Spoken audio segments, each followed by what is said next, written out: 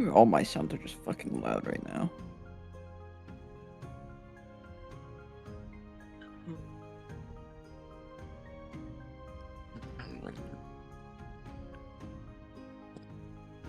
Morning, man. All right. All we're waiting on is our dear friend Allie, and then we can go ahead and get started. Hopefully, you all doing well on this fine Thursday. Some of you have been patiently awaiting this moment for a while. So.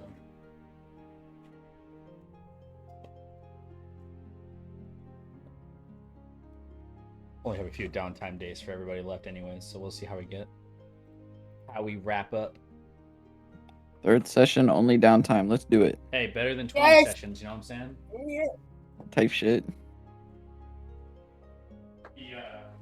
The difference is like we do 1 month of downtime in real life versus a half a year in downtime, by the way.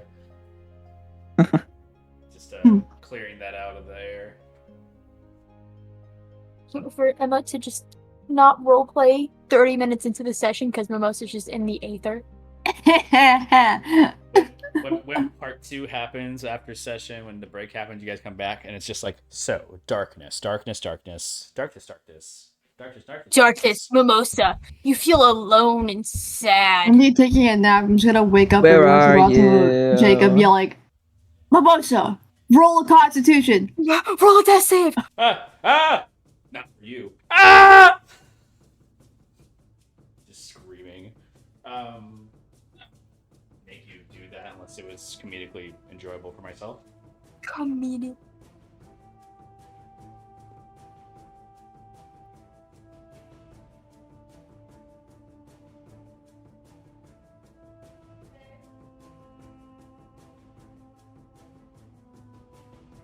Meanwhile, share with each other some of your fun times of the week. I'm sure that people want to hear it. I saw my dad Tuesday.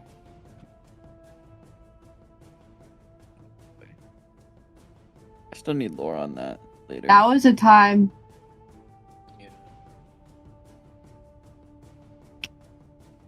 Yeah. Now she's a father.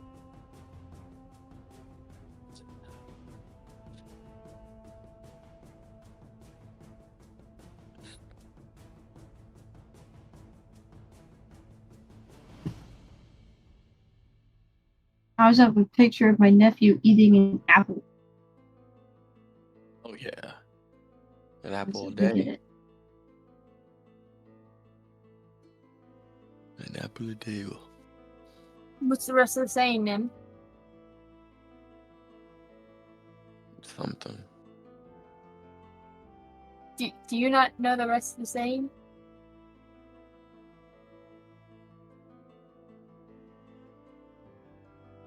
This makes a lot of sense, actually, now that I'm thinking about it. Nim, do you... Know the rest of the saying. Damn, he's got a fucking massive head, bro. I know, and his ears are huge. He's like little Dumbo. That's crazy. That's crazy. Who is that? That's my nephew. Oh, congratulations.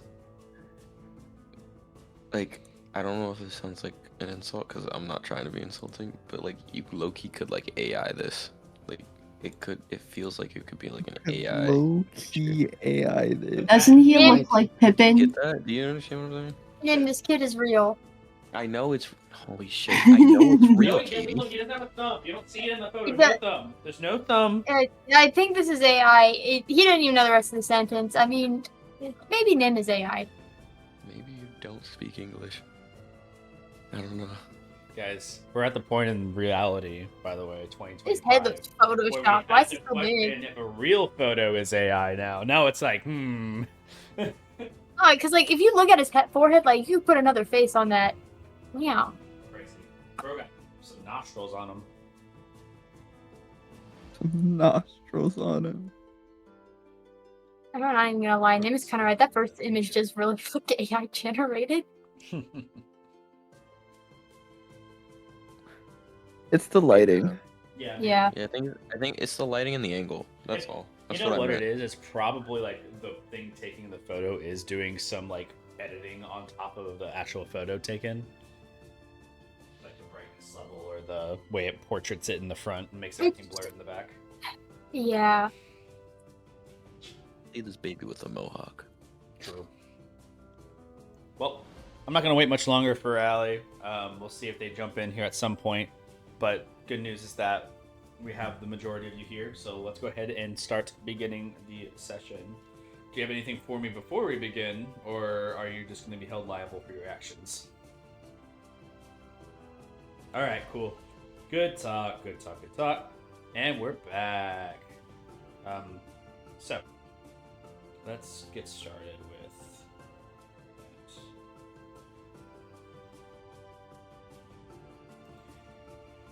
all of you are present. So we're going ahead and get back to it. The last downtime I believe we did was Mimosa. So, Yep. with that, that leaves Idris, which is not here. So, Father Cruz, I believe you have some downtime that you owe. I think right now you're sitting at 654. So. Last one was Father Cruz. Okay. Yeah, because I did my gambling. Yes, gambling. That's right. The horrible thing of making our Lucia all donate to a lovely cause, but we actually just played games. Yes. So top of the round. Okay. Then in that case, Actually, no. be... Carnelian's after me, actually. Ymir would be after you. Right. You're sitting at 12 days right now of downtime. They have technically 8 right now remaining. Was there anything you wish to do with your downtime, Ymir? 5 days. You have like 8 total, like remaining. No. I know. I just rolled a d8. Oh, my bad. Didn't see that. 5 Let days. Okay. me look at my list here. Carnelian, you will be following that. May I? AI. I want to work on getting Bongo's intelligence back. Okay. So I'd like to look for an intelligence headband. Headband of intellect. Okay. Yeah. I'm just gonna do some research in time. If you're willing to spend gold, it will make the research that much better. But if you're doing your own free research, it makes the DC that much higher. So, I'll spend some gold. how much gold are you willing to spend towards your cause? I'll say every threshold of like 50 gold will get you like closer to that objective. I know you just acquired some sapphires, by the way, but you'll have to figure out a way to turn that into gold somehow or sell those. That's a whole nother problem. We'll spend 200 gold. All right. I need to find my dice because I haven't actually taken them out. Is that the roll? You will. I'm gonna have you roll a 2 things. One is a charisma, just straight charisma, or persuasion. Actually, it's a persuasion. We'll make it persuasion. You can add your bonus for I persuasion. cannot hear you at the moment. One moment. There we go. I can hear now. A charisma and something else. Just a persuasion check for now, and then we'll go from there. Okay.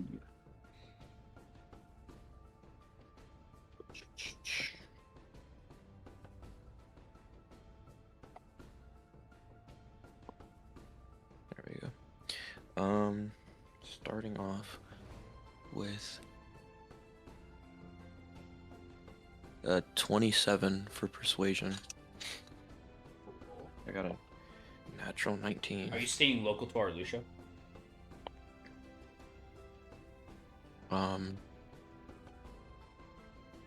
I like ask in different networks. Well, or yeah, something that's like what you'd do is you'd ask around our Lucia, and then people would get back to you and maybe find something. There's a couple of places you go to for your persuasion, which includes like for example, Glacio. You will go up to Glacio. Glacio kind of tries to look and see if they have anything in their grand library. There's a couple of shops that are in the central area of Arlucia, and most of them kind of shake their head no to like such an item, kind of being like weirded out. But look into their many Travelers Guild networks. The Epsilon Faction Center does have some hits on the item for you, and kind of gives you like a rundown of the item, its rarity, and where one may typically could find something like this. And they start talking to you about that, and I think that's like the highest level of like knowledge you're getting is actually from the Epsilon Faction Center. A different individual is just talking to you, and they kind of go through some document portfolio of like magical items that they're familiar with, and it's like, yeah, we had a member here who owned one, not registered anymore, but it appears as though that actually is a item of interest to Circle of Epsilon. As you're aware, I'm certain that you know of the item. It can raise an intelligence of the wearer by an extravagant amount. Is that the same thing that you're looking for, Ymir? I believe so. I Alright. just heard about the item. It seems interesting. Well, we could do a locate object call for all of our individuals, and that's where your gold kind of comes into play. And it's like, well, we have a couple of people out there who can just like kind of do a ping scan of this item with a locate object spell. We have them surrounded across the entirety of the globe, as you may be aware. And once that call comes back, we can see if we can identify it, and you can get the location of that said item. Would that be of interest to you? I just buy like a new intelligence headband. Unfortunately, nothing for sale here from us. I mean, you'd have to go shop to shop to find that. But if somebody does identify that object nearby one of our many faction centers, then we will be notified, and you will be the first to hear about it. We'll have a sending up for you. Yeah, that sounds good. While I'm here, my friend mentioned about this place and that I'm registered under it. Oh, yes. You just walked in. Sorry. Usually, it's not me that's here. It's actually another individual. But, kind of looks around. Do you understand what Epsilon is? Yeah, like a general just... The kinda? The Circle of Epsilon is a glorious place over on the eastern continent, south of Genesis. You may be familiar with the Heroes of Epsilon, perchance. I heard about that. Okay. Well, big calamity had happened many cycles ago, and those were the heroes that resolved that, and thus were gifted by Genesis land in the eastern continent, and the Circle of Epsilon was formed. Kind of a city of heroes, to speak. So, with the Epsilon faction growing, the Seven Kingdoms decided it would be best to have some type of representation in each of the kingdoms of Epsilon, because as you might be aware, being an adventurer yourself, it's knowledge is one of the many things you don't seem to find when you're out and about. But we managed to keep a good documentation on many heroes, travelers, quests. We do a lot of quest sanctioning through here. We work with many other factions as well to list heroes and adventurers to come to the aid of those who need. Kind of a procedural thing, I guess you should say. Your friend, I believe your Furbolg paladin. Other crews. Yes, he had fronted the cost for your group, and yes, you do have access to the many Guiles of Information for the next cycle, which is a tremendous amount. And during that time, if you are looking to training grounds, other practitioners of magic to train under quests, all of that's a resource here. Is there like a ranking system? Somewhat. He kind of like tips his chin and he kind of looks around. He's like, the rankings may seem deniably prejudiced sometimes in this world. One may see them as, if you have a much larger group, you have a much higher ranking. He put his quotes in the air. Let's say, for example, a faction of 100 people, right? That's not really a fair ranking. compared to maybe a group of 6 of you. So putting them in the scale of like 1 to 10 is not like a thing that we do here based on group. What we do, however, do is consider how challenging your rank is, how one may muster up to fight the entirety of your band. And he kind of like puts his hand to his chest. And he says, for example, the lots of you, the Runiseers, as of now, and he kind of like goes over to like many of the action like episode is like, I can definitely see that you have reached a rank of 8 across the board, which puts you at a party of 6. So I'd say anybody of a challenge of 10. If we had 4 good adventurers of 10th level, then they might be able to give you a big challenge. I'm not sure. This is all formality, of course. These numbers mean nothing to you, but it's a way that we keep our systems. It's like slow blinking. Right. Okay. Let's just say you are in ranking towards a very powerful entity. Let's say a demi-lich, perchance. Right? Something like massively terrible. Your team, would be equivalent in power to such a force. Does that make sense? Yeah. Very well. And we could like rank you in systems of quests to best align you to the best quest to your groups if you are looking for such things. Many monsters out there that need to be slain. But the remainder of what Epsilon has to offer mainly resides in the eastern continent, which means you may need to travel. Plane hoppers could be available if you tell them you're going on a quest. Typically, the planar travel is free as long as you return within the allotted time of the quest. Okay. Well, thank you. Of course. And ranking goes, he kind of like looks at your name and looks at you. Not much information resides on your account, Ymir. Not even a last name. It seems as though your information is a bit public, but not filled. If you are interested, we can update your profile to best align you to where you may sit in the ranking. Do people like look at these profiles? You could privatize that if you wish, but you can still put it down for your sake of tracking purpose. But the only people who would have access to this information would be yourself, your faction, or your group. And he kind of like puts a finger out there. The leaders of Epsilon.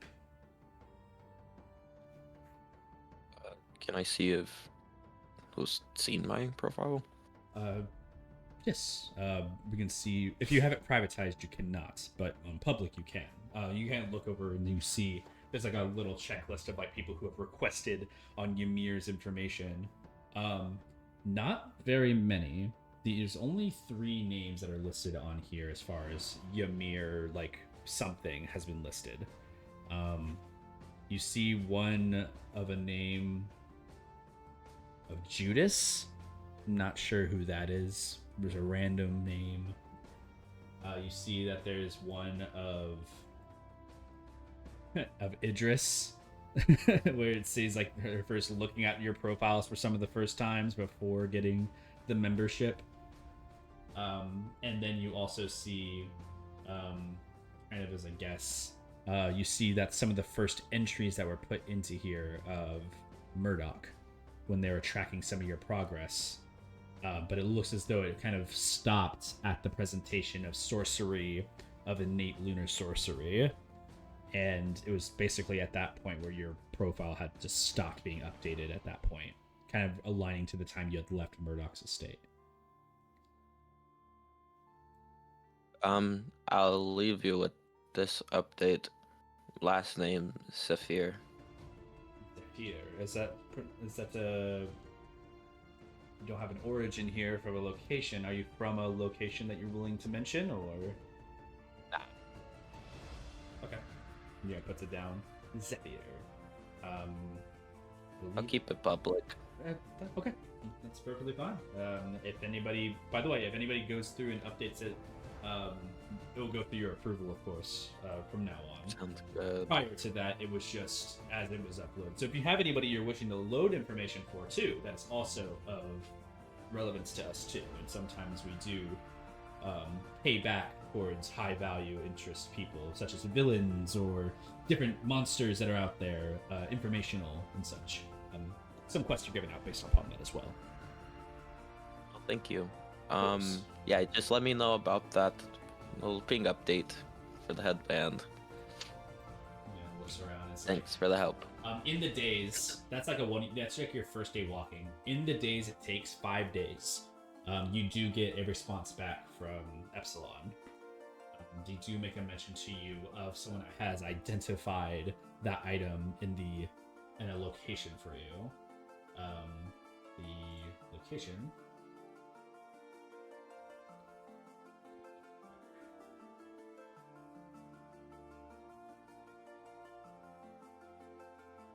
Yeah, someone has identified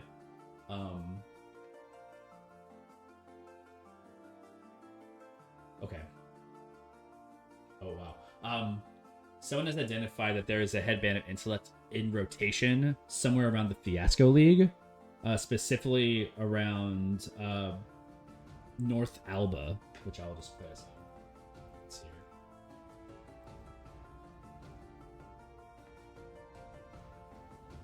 Put it in your little notes.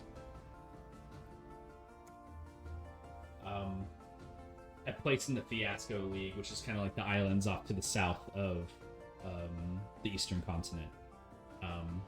They mentioned that the ping came from the town itself, and it might be a magic shop that sells it. If it's not a magic shop, then it looks like it might be maybe an individual who owns it willing to sell it. So that's the information you get. You just know where one's located now. Yeah, and they kind of just get that back to you and say, yeah, if you're looking to get to the Rising Tide headquarters of the Fiasco League, we have a plane hopper dedicated to getting to that location, and you may have to take a ship across to North Alba, which is one of the other isles, but that should work for you, I assume. And that's where the sending ends.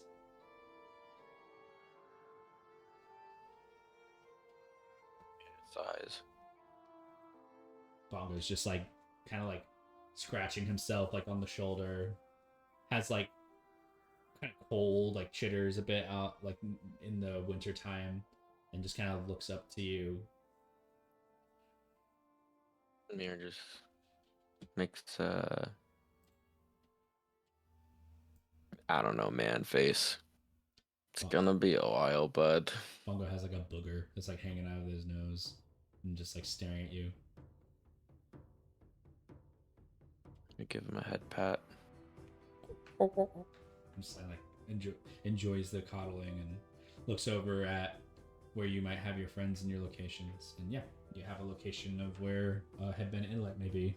And that's your days. The next on that, Cornelia. Oh boy. I roll first? Yes. Or no, you can. Yeah, you roll first and then decide. Boom. All 5 days perfectly. Wow, good job. That's awesome. Trying to do more work. Working. Another week's work. Yeah, another 5 days of work. Make a persuasion check for me. I know that's hard for you to find work, but you know, action speaks louder. You I was get to- thinking about the same You job wanted to do the before. sentry duty, like the walking around the line. Yeah. Okay, I can allow that. Since you've already worked there before, that works fine. Another 5 days, just do some jobs in the end. What was the amount that you had to get earned beforehand? I think it was. I think you'd end up. It was earning the same around- amount. It was around like 250, I think. Yeah, I think it was like 50 per day. So I'm like looking at it right now. You probably would get, if you're doing it like 2 weeks worth of just sentry work and then just like calling it a 9 to 5 and being good, then yeah, you'd make another 250. but it's like Okay, cool. you're kind of on a rotated shift of like kind of nighttime watch sometimes, so it does kind of mess with your sleep a bit. Otherwise, the end of the 5 days happens. You do get noticed by somebody. Okay. On those days. Let's see if I can find them.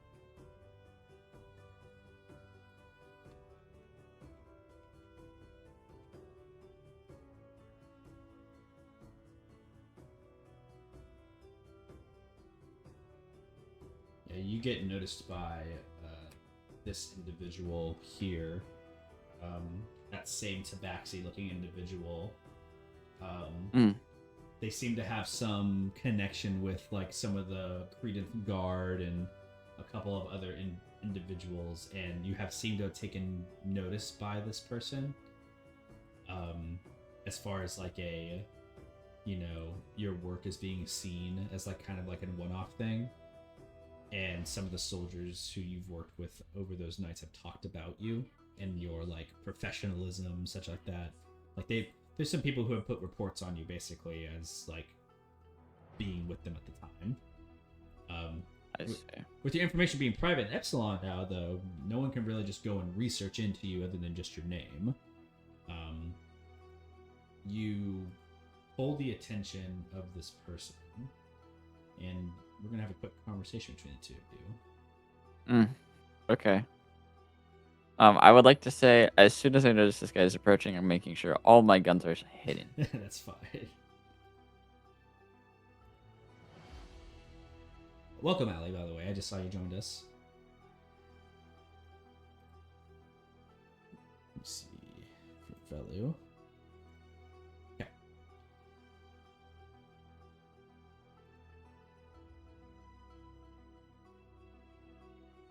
Alright, so approaching you.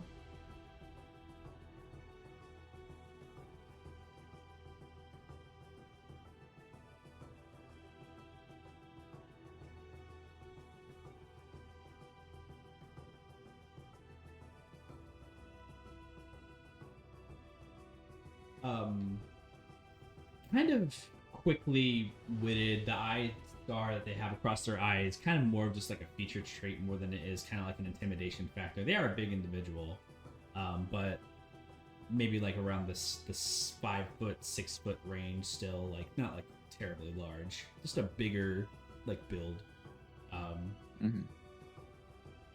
They look at you and they kind of approach in a solemn manner. They have this like armor wear on their shoulder pauldron, and you see they also have some similar symbols of an old house that may have existed on their armor, kind of like all stamped out.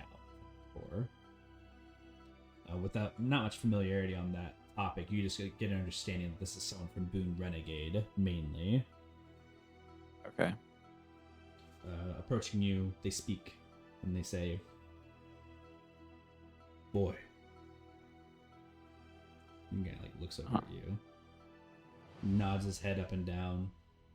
See, Am I doing my job in this moment? No, or you, like... you have just finished your like shift basically, and this person has approached you. Okay. Have I got paid for Yeah, it? you just got paid. Okay, cool. Yeah, you got all your stuff basically, and you're like kind of making your way back to wherever you're staying.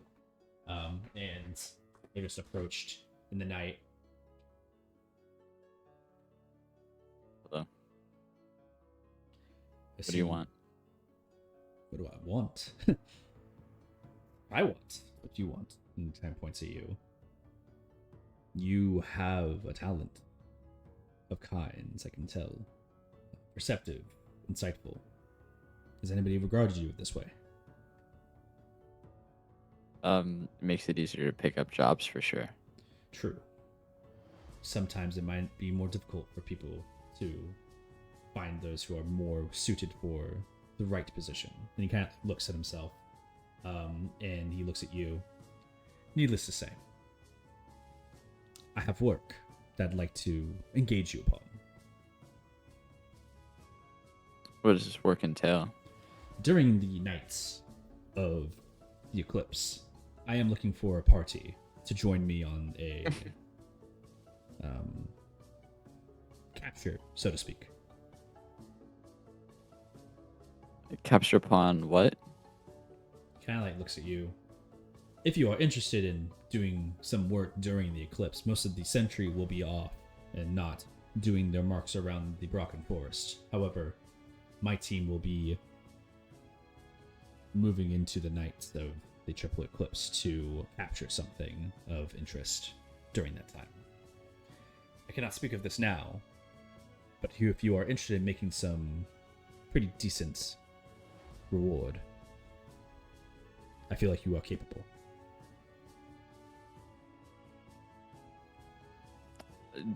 Do I get to assemble my own group to follow? He kind of like looks like around at you. It's like, I did not realize you were traveling with a pack. I may have people that may also be interested. I wasn't intending on inviting others, but if you can advocate for a few, that would be helpful. Don't promise the same as far as reward at that point. I only had put aside enough for one more, so you would split amongst the people you bring. That's fine with me. Where would I gather more of this information about this job? He looks at you kind of with interest. I am Sir Capogen. And kind of like puts a hand out of like his. How do you spell that? Capo, C-A-P-O.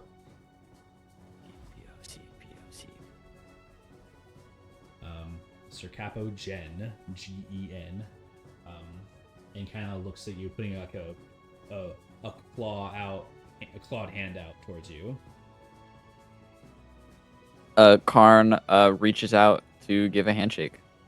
Sturdy grip.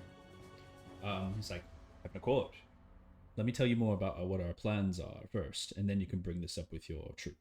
Maybe they are not as willing to participate in something that might be dangerous.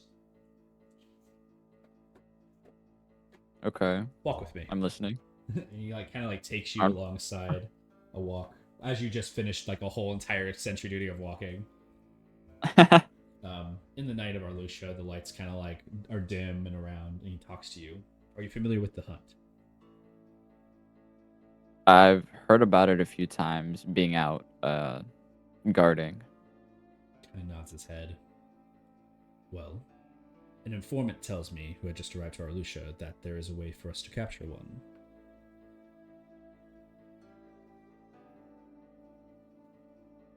Okay.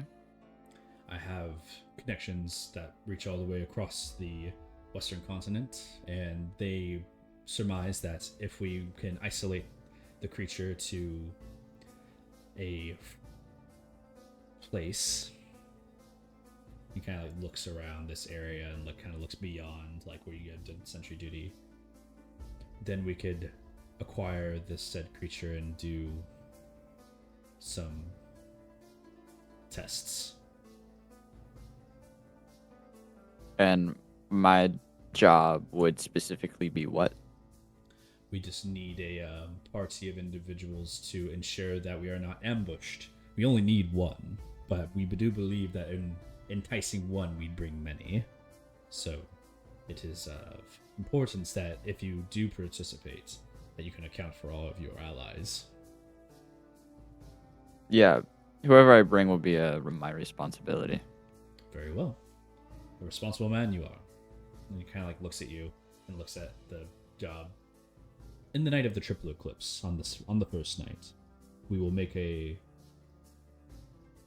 group right outside of the glyph ward. And kind of looks around. On the second night, we will approach towards the Brocken Forest edge. From there, the hunt will assess and find the closest source of light and attach to that light and try to seek it out. Within that night, we will attempt to acquire one of said hunt and bring it back into the confines of our cell. One of our many individuals happens to have a way of capturing said creature, and he kind of looks around. I have yet to see this in action, but I assure you that this is a very reputable source.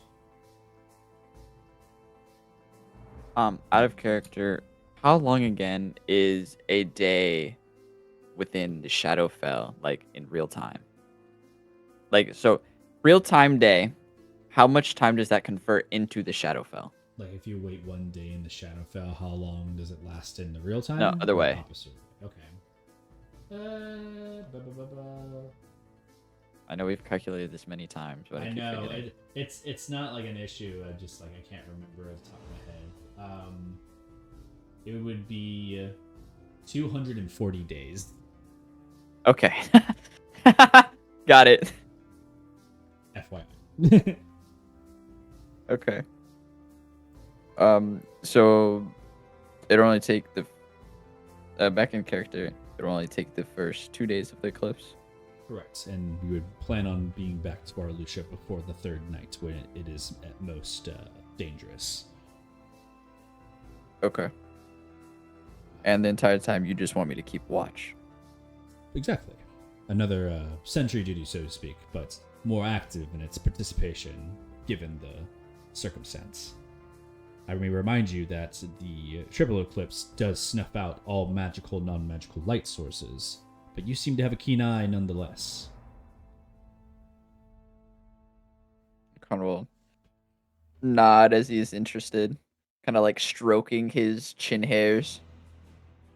Bring who you wish, whoever may be of use, and with this information, we can assuredly be successful in our endeavor. We capture one of these many creatures of the night, and Merlin Estriel thinks it's necessary that we understand it better. We have not captured one before successfully. Most of the time they do make their escape before the third day.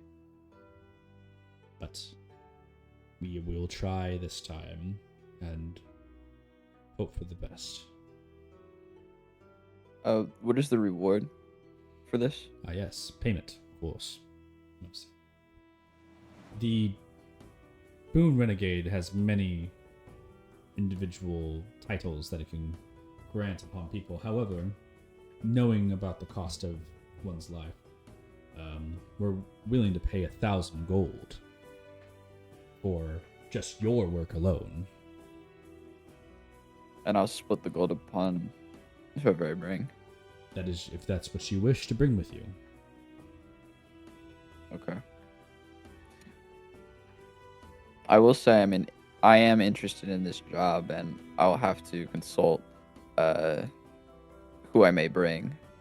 However, a down payment would make it more enticing. Oh, you are good. Make a persuasion check.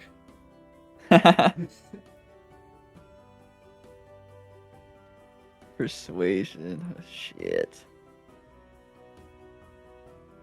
7. 7, 6, 7. Hey. He kind of looks at you and he's like, my down payment is this. If you want to wish to not participate, do not show up. Your reward will be given to you under survival, matter of fact. It would be useless for us to leave anybody behind with the payment of such amount. We must trust you, as you may see. I would only confide this information into you, given my trust into you. So you must trust into me. Okay. Where would I be to receive payment after the job being done? You can head to the Boon Renegade Faction Center, or you'll just meet with me. I'll find you. Don't Okay. worry, we're not people to rush out on our cause. We may be oath breakers in our past, but we are true to our word when we say, what is owed is owed. Just being curious, just in case you were the only payment plan and you were to not make it out. Kind of like chuckles a bit. He's like, my participation is not of Boon Renegade, but of something else. I just happen to be involved with this current venture. I see. But if you do not seek me out, and looks at you, then you may also go and seek out some of the others of my faction, and they will locate me. I am not easily lost. Okay. Where do we meet? At what time? I planned on meeting towards the south of the city. There's a location there, kind of like points towards the south, like generically, near the Credence Commons. Before we leave, similar to next to the blacksmith. Don't know if you visited Stick and Steel, but nearby that Yeah. area. Okay. But they should be able to assist you in getting you a gear appropriate as well during that time. Okay. And you'll meet the rest of the I'm- crew on that job on that night. That sounds good. Karn will stick out his hand for another handshake. Kind of like reaches out. At this point, it's when you see his sword on his side. That's kind of shaped a very large sword. He kind of puts a hand out and like shakes it. You do see Does it have runes? it does on it. It looks like it's rune slotted. And he's like holding out his hand. He's shaking your hand. You also see on the side he has holsters for weapons, but no weapons. Mm. He just shakes the hand. I am now. I'll see you there, I guess, potentially. Carnelian. And he kind of like starts walking away. He stops for a second before he walks away and kind of like turns to you one more time and asks, "Where are you from?" I'm from the very southern of this continent, Kind of like nods. towards Oracle. Just turns away and starts walking off. And that's it. Rushing to the group. You share the information with everybody. You can just have a small moment of you like talking about it with everybody as well. You're all kind of gathered kind of in your localized area where either you sleep, eat, or wherever you're at. But yeah, you guys are all here. Guys, I found a job because we needed something to do instead of, sitting like 3 years inside of the 240 Shadowfell? days. So- Yeah. yeah. If we were to do all 3 days. But Oh my God, I found yeah. something to do for the first 2 days. Why does everybody think we're just gonna be inside of it the entire time? Come back. Yeah, I know. I'm just saying I'd figure out what to do for the first 2 days, and then the third day we can go out into the Shadowfell. I have a job. Like outside of a town. Yeah, it's basically Looks at that kind of cruise. Cruz is just gonna look at Carnelian like he's actually stupid. He looks like Carnelian needs to be on the short bus. So the job, we would be out during the night and during the hunt on the Eclipse, and they want to hunt down a creature and capture it and bring it back safely. And all they have asked for me and whoever I want to include to just scout. Quick question, Jacob. Eh. Looking at the month notes, you removed that the creatures go after heat. Do they no longer go after heat? It's just light. Okay. Alright. Just light. Okay. Carnelian, you know what those creatures are like, right? Yeah, like him. Carm points to Mimosa. More or less, but it's completely pitch black. You can't see anything. There's no dark vision. It doesn't work. You're blind out there. And those things, some of them are bigger than Mimosa, some smaller.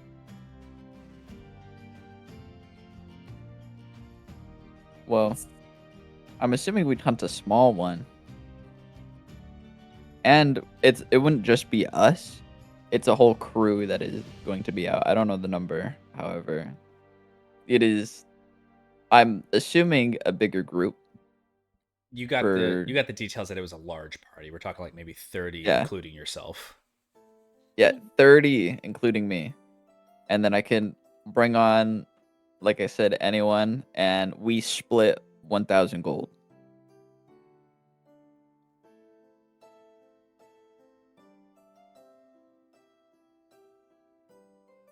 30 people, we might survive, but again, you're going in dark. I think that if we just watch each other's backs and stay maybe more towards the center of the group, trying to perceive outwards, we can use them to protect us to make sure our cash prize is there.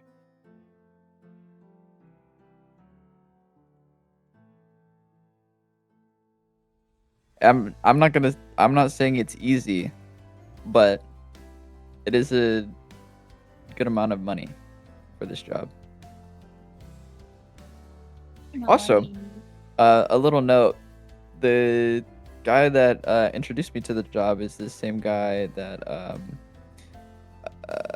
had weapons for that may or may not be the ones that I have right now. The one from the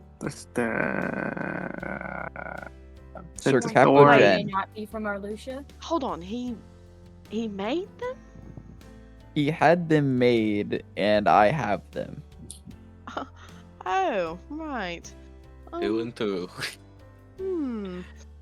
He doesn't know Hmm. that though. Are you sure he's Oh, not just but he leading us could- to our deaths or something? Of Huh? sort? You sure you were not like being sent to our deaths or something?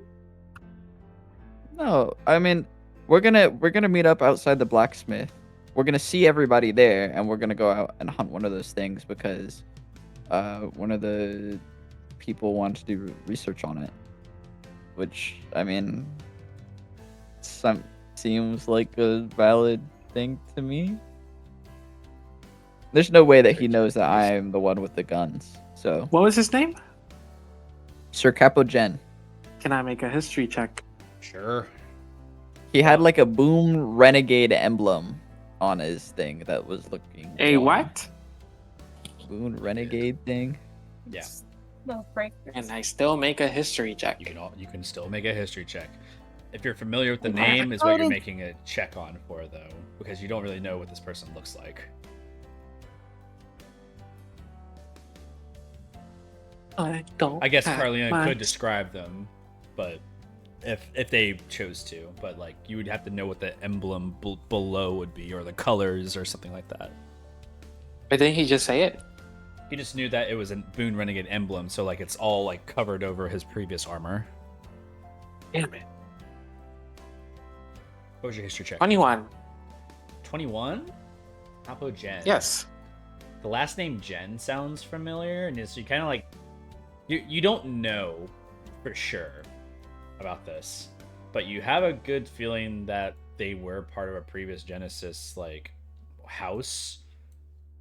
It's kind of hard to tell with just the last name though, so I'm going to kind of give you like a variety pick of a couple of places. It's pretty complicated.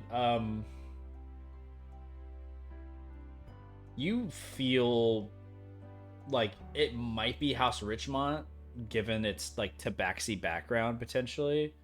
But it also, with the way that they were describing like their character, it kind of sounds like a House Levison attribute, like the tieflings and such like that.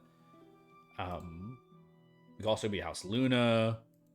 It's uncertain. House Thorn is also a valid like statement to make there. It's up in the air. You'd have to actually like make out the emblem that's been marked out, but according to Carnelian, what he's described to you, those are the highest hits of things. Okay. Yeah. Unclear, but you do know they come from like a royal house, and they are no longer there anymore.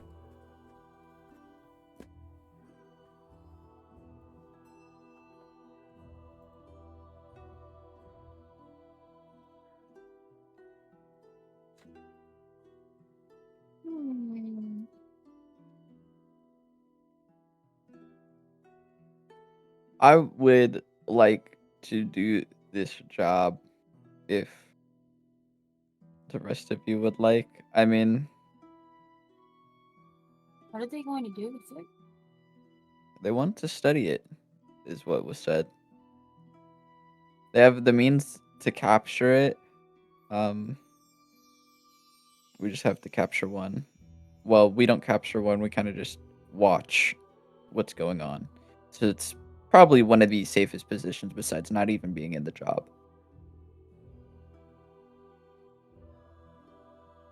I mean, I'm down on.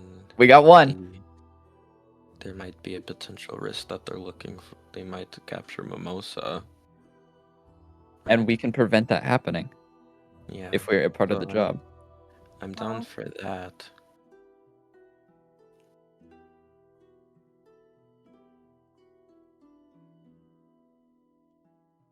But everything after that. Realistically, almost not only you, Cornelia, would be able to see with your scope.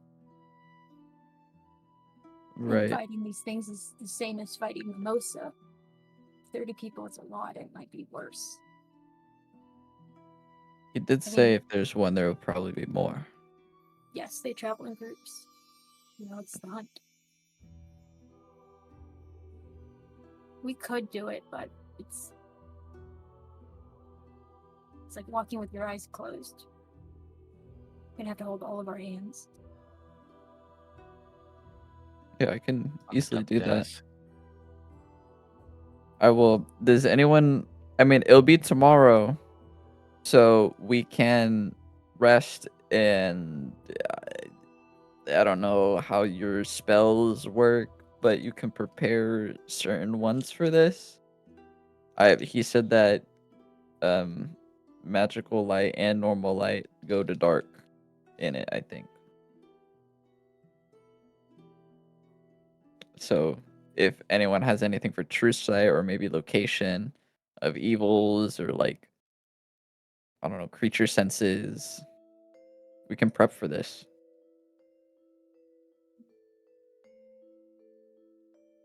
You're sure this guy just wants us to scout and like he's not planning on assassinating you because you have his items possibly? Nah, there's no way he knows. And what's the reward from 1,000 gold that split among us. our lives for about 100 gold pieces. No, 200. sorry, I did the math wrong. Would you join a 200. fight in Mimosa for 200 gold? In the dark? No. No, I No, mean it's during the fighting eclipse. Mimosa, Oh, yeah. specifically Mimosa? the Narander. With 30 people? I feel like that's good odds. There might be What 3 if there's mimosas like there. 3 mimosa? Yeah. And half of your 3 team- mimosas with his 30? One gorilla versus 100 men type conversation. Pretty much. I feel like I could pull some pretty hefty weight. I don't you think sure? you die, but I Because- think that's extremely risky. Can they The big- fly? Yes. Big problem here. The Yes, they Miranda that- can fly. It's like flying roaches. and they're massive. Ugh. What And crews you know how can't big they even- are? Can't even put light on I'll it. allow Father Cruz to make a history check. They've lived the longest of the time, and also probably have seen it most out of anybody here. So, Yeah, I should get like advantage on that. Okay. you can make a check. I I'm don't- allowing it. I don't need What the advantage. fuck? 57. What was the total? Sorry. 27. With history? Yes, so I got an 18, and then I have a +5, and then I got a 4 on guidance. Oh yeah. Okay. What do you want to know about the hunt? I can give you more information with that kind of roll.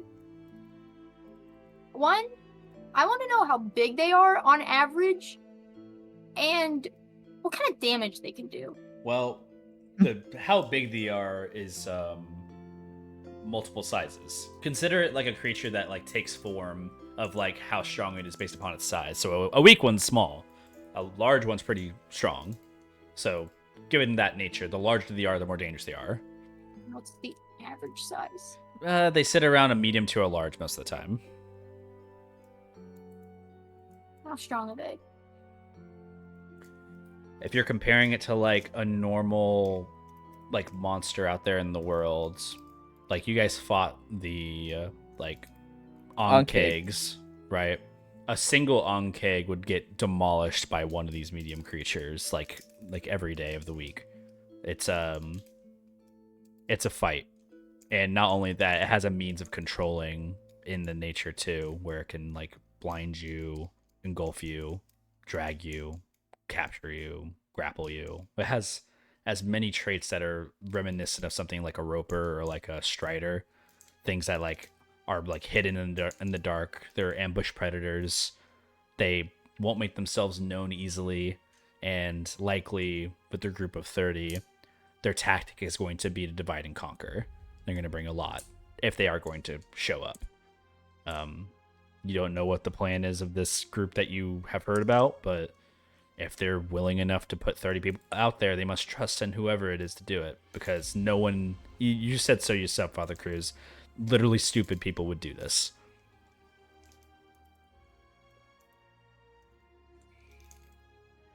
Not to mention, they disappear after the 3 days. We have no idea if they capture it and it just disappears, or if it's like an animal and they're just torturing it. Well, it is info that we would be entitled to as risking our lives to get it. So it would be good information for us as well, because maybe it can help Mimosa in some way.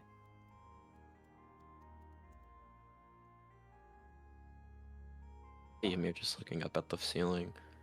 You know, I'm not scared of a lot of things, but like, almost getting murdered by Mimosa was quite terrifying. Oh, you get used to it. Mimosa's different. I don't think you. And this is like staring at your mirror. You get used to it.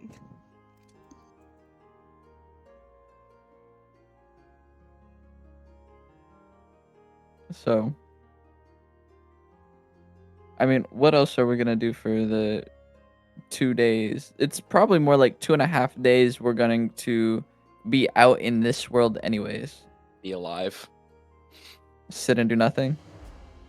Yes. Sounds nice.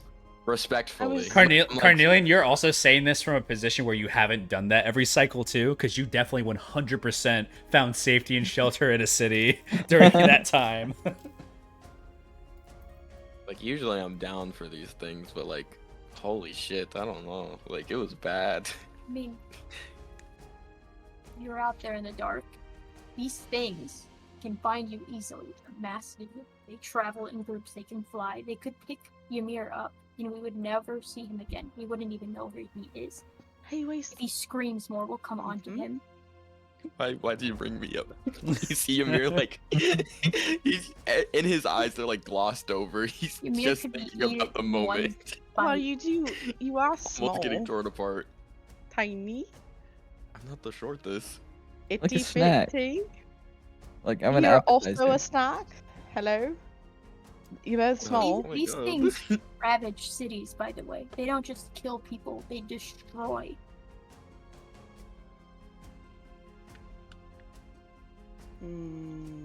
I would like to do it rather than sit and do nothing, as well as the reward.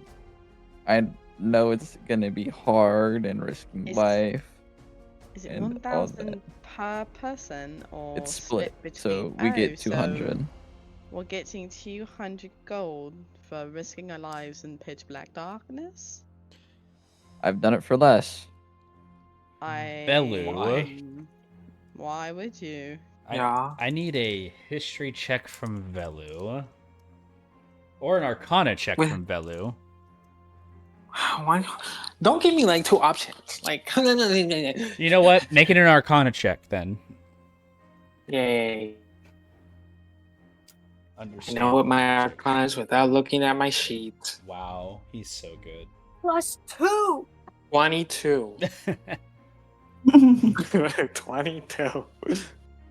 Velu, out of all of you, is probably the most familiar with the technology that protects these cities from the hunt, because literally Genesis is surrounded by these glyph words on like a constant basis. giant hexagonal like terror shields that will just emit across the cities that are like underlining. So when a city has a beacon like that, it's just a protective layer that prevents like creatures that are like certain ways to come in, beasts, monstrosities, aberrations, even like divine things can't pass through it, which includes a lot of sendings and other spells that also can't pass through those barriers as well. The reason I'm having you make this check, Velu, is because something that Carnelian said is interesting. They plan on leaving prior to the glyph coming up for the Terror Shield. How they get back into the Terror Shield is very bizarre as your thought process goes. Like, how do you even get back in if it blocks everything out?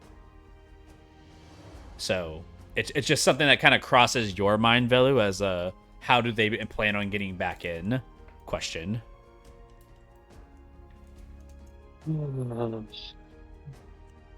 I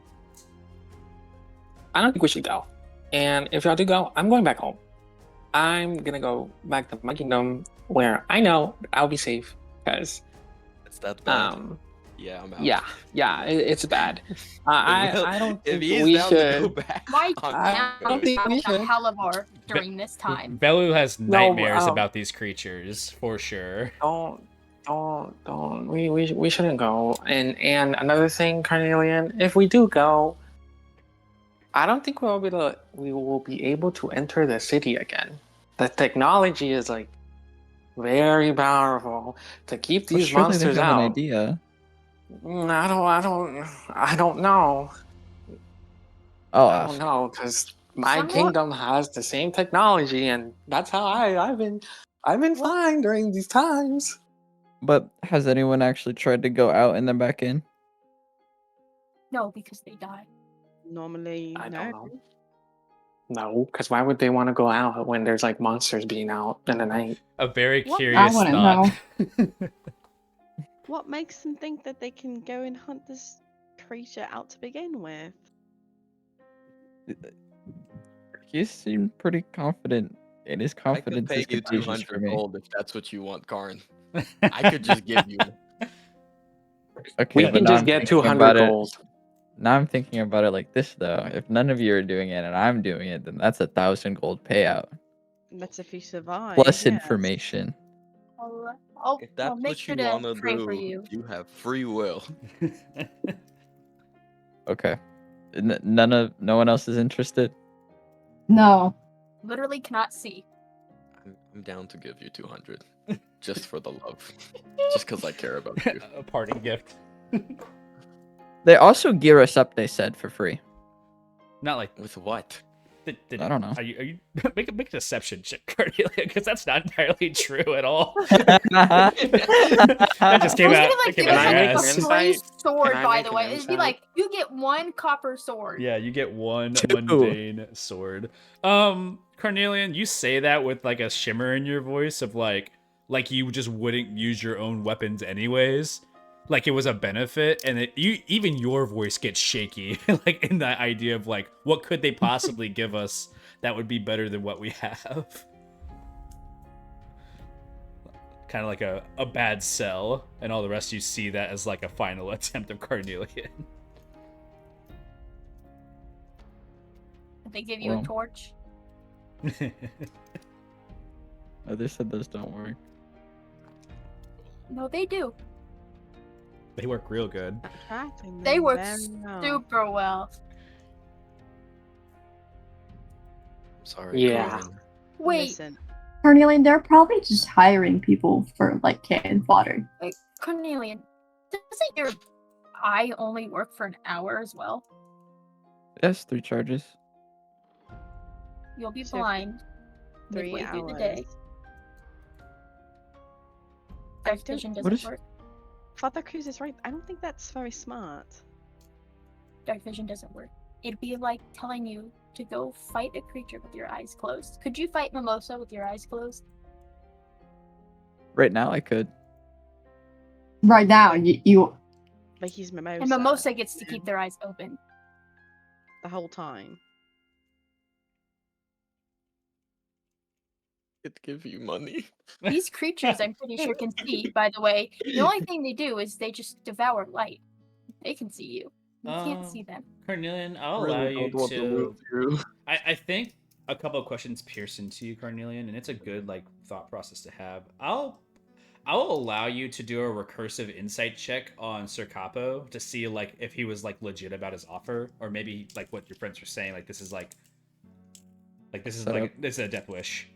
Maybe it's like them being stupid, or maybe they were just using you in some way because you were just happened to be on sentry duty. You don't know if they talked to anybody either, so they were very like benign about their context as well. So I'll let you make a retroactive insight to look back on it and think. With guidance? No guidance. This Sure. is no Oh, guidance. okay. This is just you going back in Damn. your mind. Big bowling. There's no divine nature of this for you. This is full Carnelian brain. 22. He seemed legit. That's the problem with like your friends coming back to you. Bro did not have an ounce of like discouragement on his face, or he didn't show signs of snickery or like quick-wittedness or anything like that. Aww. He was being legit, and it also appears as though when he came to you, he did not approach the other sentry, who basically was not as acquitted as you. So he made an effort of reaching He out to liked you. me. There was word about your work within the sentry guards that had reached to him.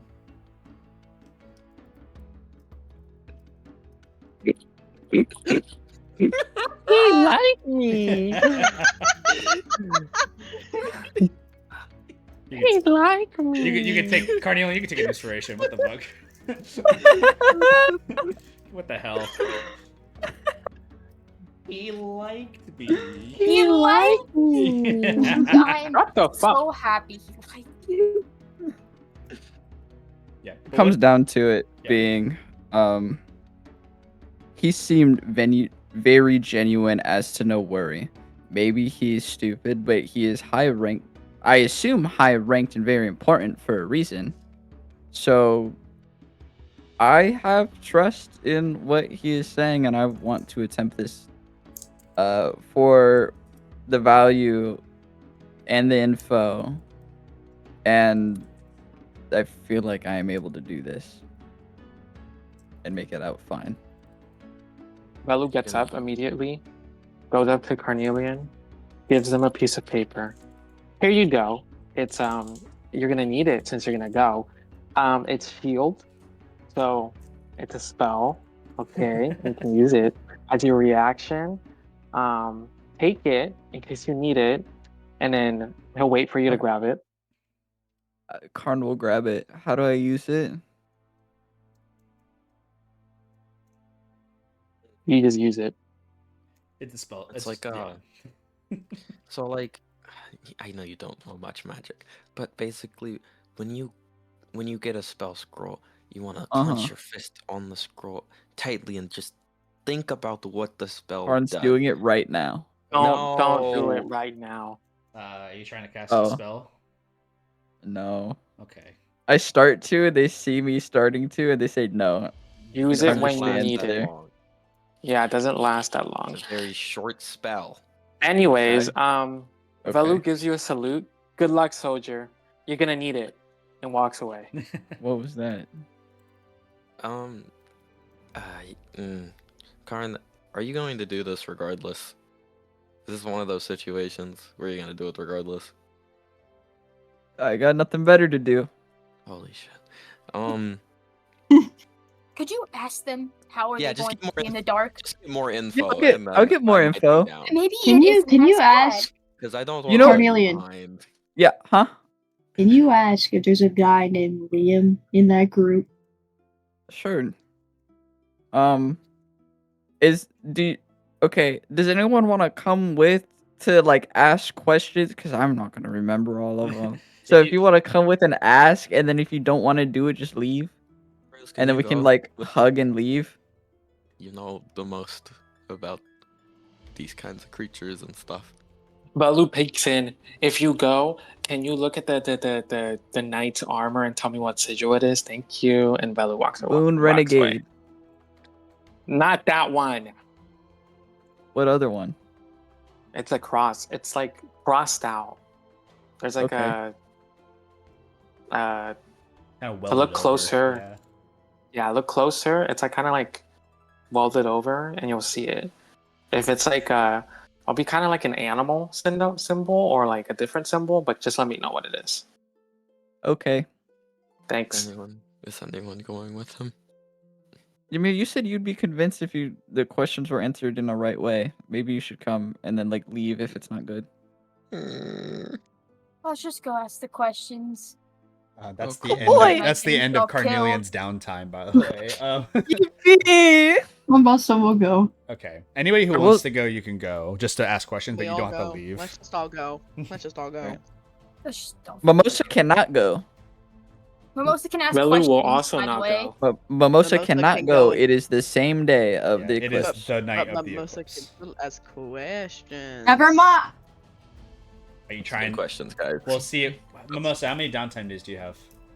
1. All right. Well, say with that one downtime day, you can ask that question. Never mind. No, I don't want to anymore. Okay.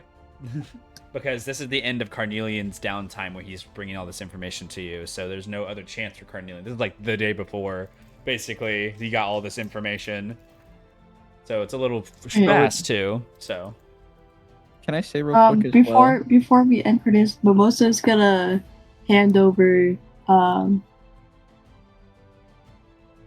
he's gonna hand over the bracers to Carnelian that he got. What are these?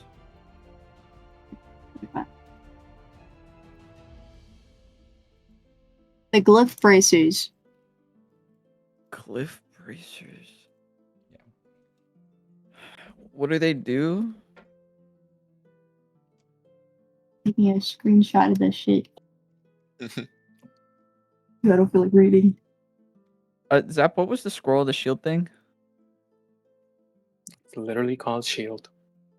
Do I need to attune to these bracers? No. Oh. the Yeah, attunement, you have to yes. attune to them. For the glyph bracers. Big third attunement! Huge. And then I'm Mimosa will pull out an elixir of health. If Liam is in this troop, I would like you to give this to him and say it was for me. But if he isn't, then you could just have it yourself. What, the potion or the bracers? A potion. Okay. Is this a custom item? The elixir of health or the blade word, like Glyph bracers. The glyph bracers are a this campaign item. This campaign? How do I add that? You type in glyph bracers into your inventory for manage inventory I and see. you search for it. And then when you find it, you click equip and you put it in your backpack or your equipment and then you attune to it. These bracers are I'm just gonna. really nice. Yeah, this is really insane. My AC is 19 base now. Yep. Cool stuff. Cool. And Thank then you. Mimosa's gonna pat his shoulder. Please don't die. I will do my best. You'll see him with a really big smile on his face, as this is something that he's really excited for, risking his life. Had so much excitement for this. Bye, Carnelian. We're gonna go back to the top of the initiative for the rest of the down days. Velu, I believe you've done all done. your days. Yes, I'm done. Okay, cool. I believe for Mimosa you have 1 day. So what do you want to do with your last day? But for his last day, would he be in Solaria with Cruz? If you want to be. Okay, cool. Father, I don't think it's safe for me to be in the dungeon this time. I think no matter what, I'm just gonna end up destroying the town and escaping. I don't know where to take you. I think maybe just the middle of the desert, and hopefully I'm too far from civilization.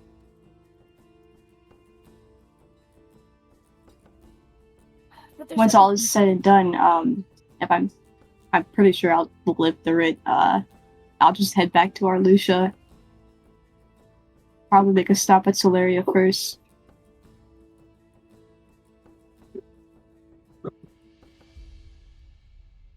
But no matter how far you get, you could just come back here at any time, or it might be too far out. I'll find you. How will you know where you are? And you guys have sending spells? I'll just, I don't know, look at the stars or something and start naming them. Maybe Ymir will know them. I'm just gonna like hug Mimosa. Two of you share a fond moment. Are you in Solaria and then just kind of going to walk into the infested sands, or are you going to go towards the Makoti Desert? You kill my Oh. fucking family. I'm not going. You can go to the infested sands. It's where We're Auro's going to is. the infested sands. Yep, that cool. I know the infested sands. Mimosa's been in there so many times. Chris is gonna like pray to Oros to please let Mimosa live. Make a religion check. Please, God. It ain't looking good. Let me know. Wait, holy shit! Let me know. I gotta twist up. Okay, 26, 28. 28. The sand dunes shift in your like perspective eye. It's almost as if you turn right to see like the sunny dunes. You're just days away from the eclipse, as like only the 1 hour of sunlight of your day basically is only revealed in this moment, as the sun immediately sets in that same hour, and all you see is Mimosa walking across the glade of like desert away from you towards the center of the infested sands, where many dangers exist, by the way, just in general. So if Mimosa does But I'm the encounter biggest one.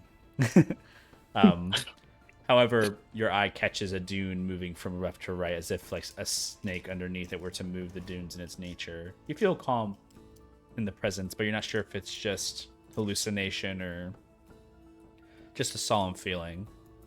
Balladism will always find its way, and as things make their ways through life, Father Cruz, you're a advocate of if it's the time, it's time. So looking at your son and all that emotion, it's hard to find justice in what you call a religion, knowing that it may as well take away your very joy from you. And there's a little bit of frustration in your mind, Father Cruz, knowing that. A lot of reminiscent promises. Look at the sand dunes. Just take him wherever he needs to go, Oros. You can't help but feel a bit mad. You just a part of Father Cruz, I feel like, that rides at the idea that they have lack of control. And this is like the one time of many times Father Cruz wishes that they could have control of something. And it kind of just brings you back to a long time ago in cycles where you had lack of control in your own town. And you had little understanding. And you see Mimosa disappear into the sands of the infested. And Mimosa is no longer in the group as part of their last downtime day. Bye, guys. Bye. I'm out. All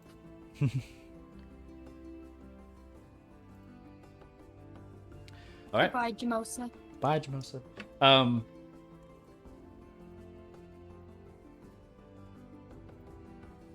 got about 24 hours, basically, Mimosa, until like the first wave of the eclipse happens. So you got some time out there. I'm not gonna make you make any survivor rolls, but in curiosity, what would Mimosa be doing on his night right prior to the eclipse?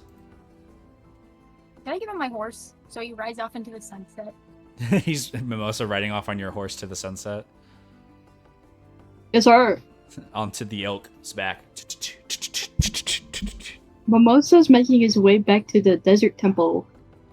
No idea where that's at, but you can look for that sand well somewhere, and as you continue your path, eventually the spell wears off of the elk, and you find yourself walking in a desert.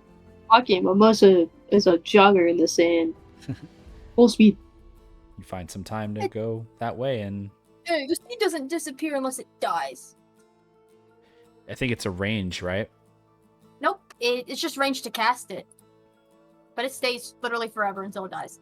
Okay. Well, then it stays until it dies, and as long as you're Dubs. on it, it's still there with you. A semblance of light, in a way.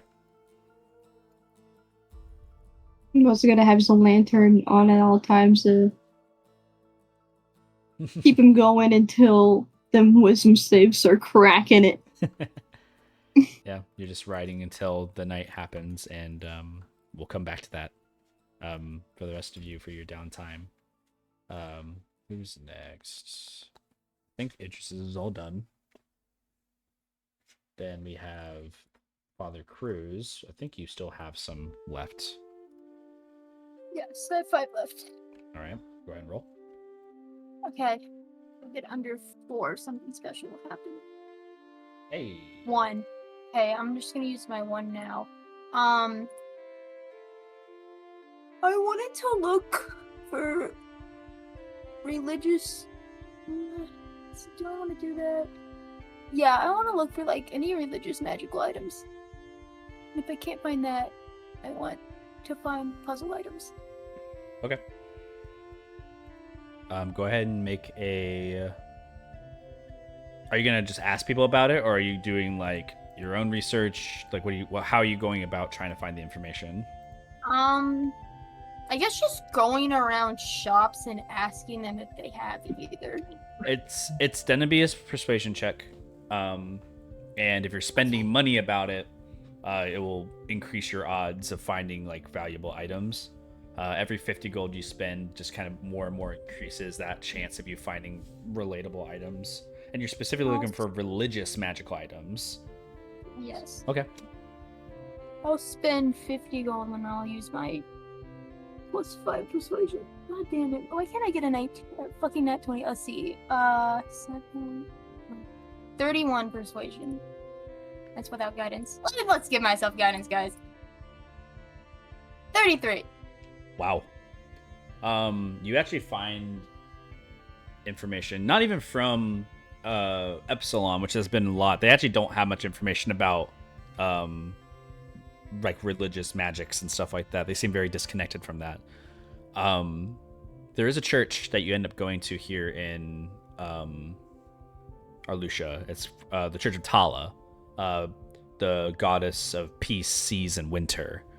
The Frost of Tala is actually the thing that actually puts out the hunt, theoretically, in like the lore of the world. When the first frost drops on that 3rd day of the eclipse is the thing that kills the hunt. And there's like a thing that like kind of resonates on that. You go to this church, and religiously you're met with like some of the individuals there back and forth. But there is a specific woman who seems to be leading like the church in a way. A mother of speaks. She goes by Mother Abernathy, and her face looks pale and white. I'll go ahead and send a picture of that now.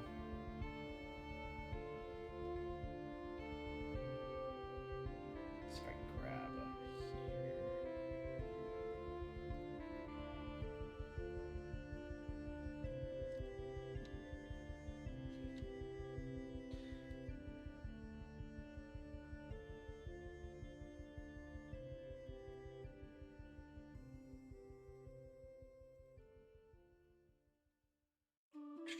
Was the letter I'm looking for?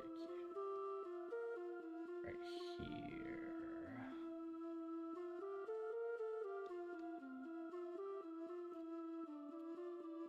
Right here.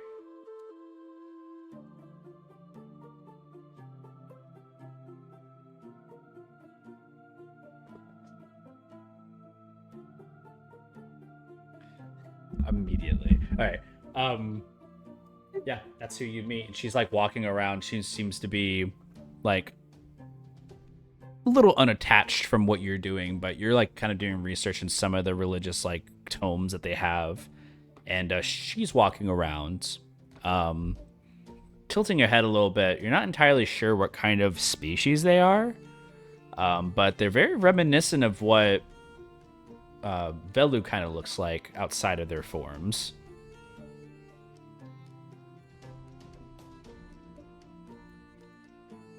But you're continuing to look in some of the religious books. You do find some information. There are holy relics in the world that relate to each of the prime gods. Each of them either scattered or rotated across the cosmos, or who knows who has what. But some of them remain known. For example, for the Tala Church, the Frosted Tala for the peace, seas, and winter, the Trident of Polarity, also known as Staff of the Magi, like type for D&D folk, is actually currently attuned to the ruler of Neptica. They hold it as like kind of like the leader of the seas almost in this time, kind of like a high calling. And you're like reading into some of this. A couple of the planar gods must have holy relics attached to them in the same way. For something like Memorial, it's hard to think of any type of like major items or things of that nature. There's Kinojis that has their own items as well. And, all the planar gods have something.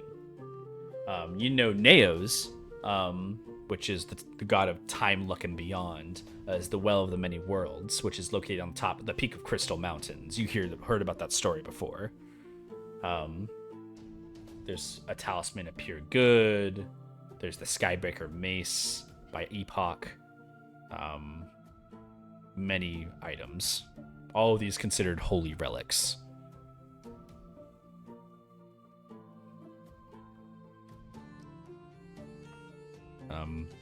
As far as locations of these items go, the 50 gold that you kind of donate towards it,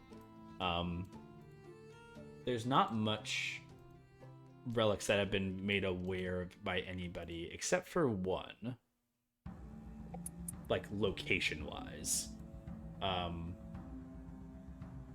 that's the armor of the Divine Warrior.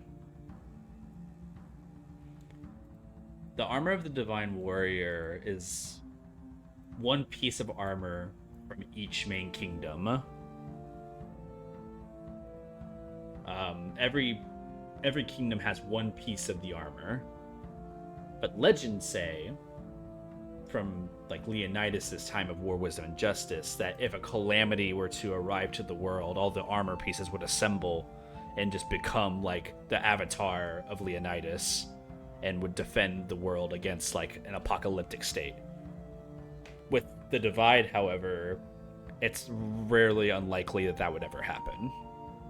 So they just took all the pieces of the armor and kept one for each of the kingdoms. All 7 pieces. The helm, the chest, the boots, the arms. Like, it's all separated. But that's the only one that really has a location for, like, viewing of today. Everything else is historical.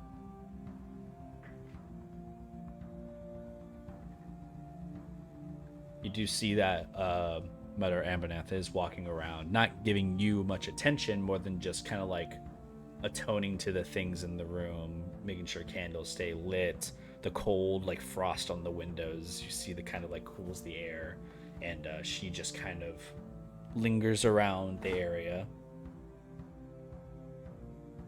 Is there a sermon happening? No, just normal of a midday, really. You must have missed it, or it must not happen today, but she seems to just be present.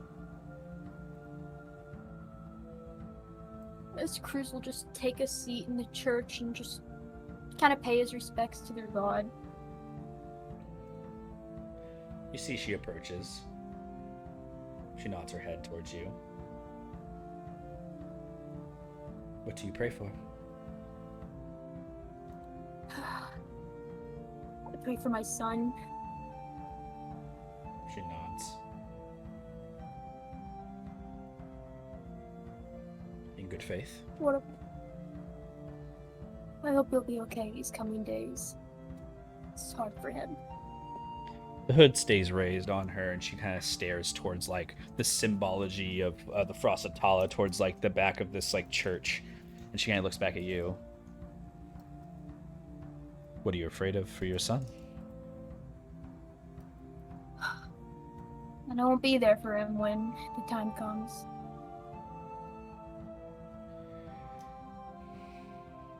He has to go away for a little while, and I hope he's strong enough to make it through.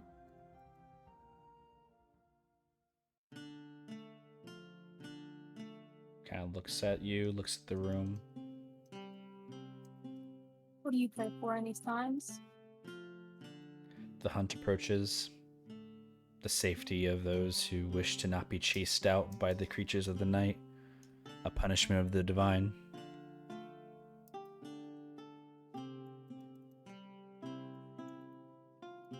We had separated ourselves from our religious view of the world since all this change, and kind of looks around. It seems as though prime powers of gods are dying. And maybe with that comes the end of the hunt, or maybe the end of us. I pray for answers, but the Frostatalis seems to be the only thing that makes that danger snuff out. So I pray for her to continue to have hope in us as a humanity.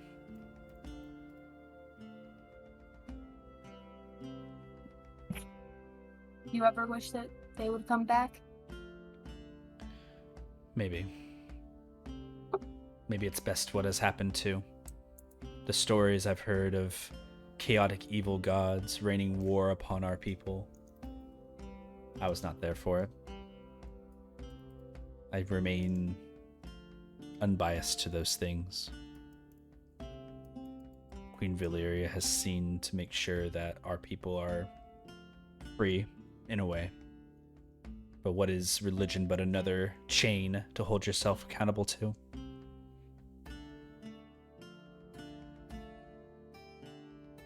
Gives you something to look forward to, something to hope for. It should inspire you. And kind of like smiles for a moment. If religion does not inspire you, then what does? Your son, or something greater? Life. And death. And death. Exactly. You are? I'm Father Cruz. Mother Abnanth.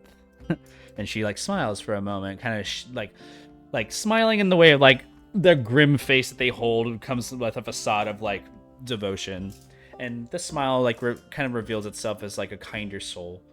Going back to their normal like kind of attitude though, they smile and say, "We practice and practice and practice, and what does it teach us? To keep practicing."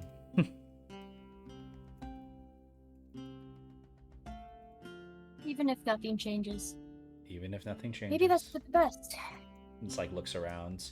A lot has changed though, Father.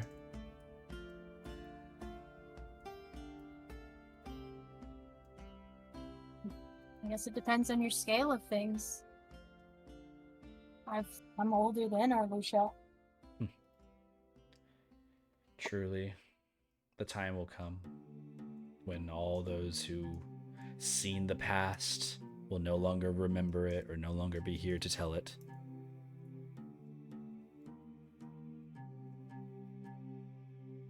It feels like I can barely remember the Grimwild in these times.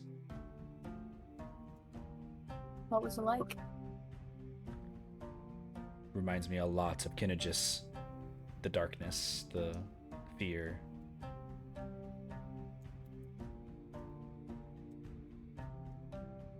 Had its emotional waves. But I found a home here in the material.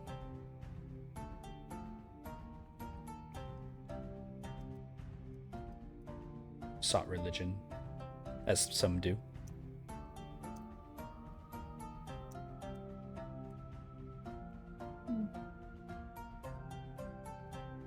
There seem to be no good answers as to what is the future. But religion seems to hold some of the key answers, from what I have gathered.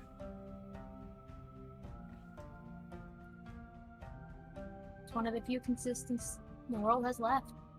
Some believe we will eventually die in a permanent frost of the world where it all takes us over. Some believe we go to a divine realm of glory and battle. Some believe we do not die at all, but we just are reborn. And she kind of like looks at you with that information, kind of like smiling. Cruz will just like chuckle to himself. How's Oros the god of the balladism treated you? I noticed your symbol. He's fair to everyone alike, good or bad. We all die in the end, so I have no trust in the Lycorium gods of this age. All of them used to be mortal in some way.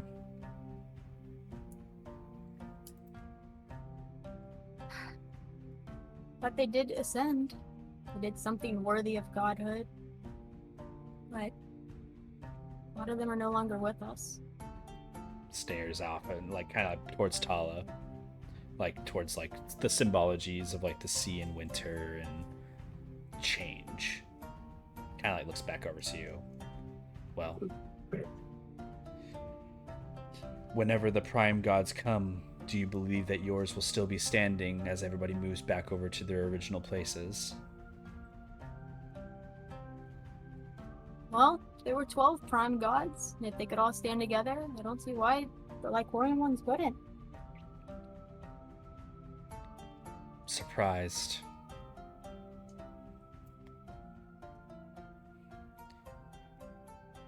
The last I see of the prime gods is being grateful for what we've done to them.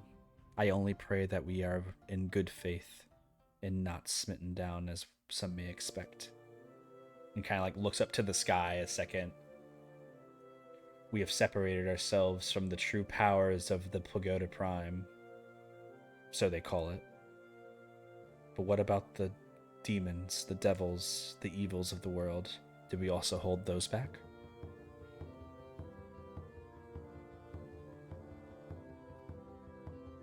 Just in a different form now. She kind of like makes a head gesture towards like the back of the room and with a hand and says, if there's nothing left and they return, are they happy or sad with what we've become? Those are the answers that we seek and we hope to find in salvation. And he kind of looks to you and starts to take a little step away. Be good, Father Cruz. He just walks off. Guess we'll just stay there praying. Yeah. Some words of wisdom from Mother Abananth as she kind of like just gives you like a solemn conversation in the time of support. Prosatala is cold, but a church still is enough representation to help you find what you're looking for. As far as items go and like searching for holy relics, you just are familiar with some of the major holy relics of the time, and you know that there's armor that may be on display on all the kingdoms right now, and you know that based on the Church of Tala that you just went to, the Trident of Polarity is being held by the current ruler of Neptica, which is one of the kingdoms of Genesis, one of the houses.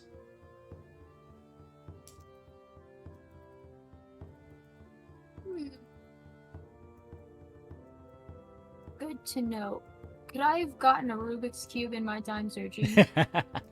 I mean, you still have the cube that like that transformed into like whiskey, and you could like use whiskey as like the cube still back and forth. Is it whiskey? No, tequila. Sorry, I thought it was Tequila. whiskey. I don't know why I said that. I want a Rubik's Cube or like a puzzle thing because I want to give it to Rem to give to Quaitel when they leave. Ah, okay. I just like puzzle item. You might not be able to find one here, but there is some artificers of like locality. Make a. Would you pay for it? Yeah, I would. Like 5 gold. Just for the time and like practice of mechanically like putting stuff together. You find an inventor of some sort in the city. As a matter of fact,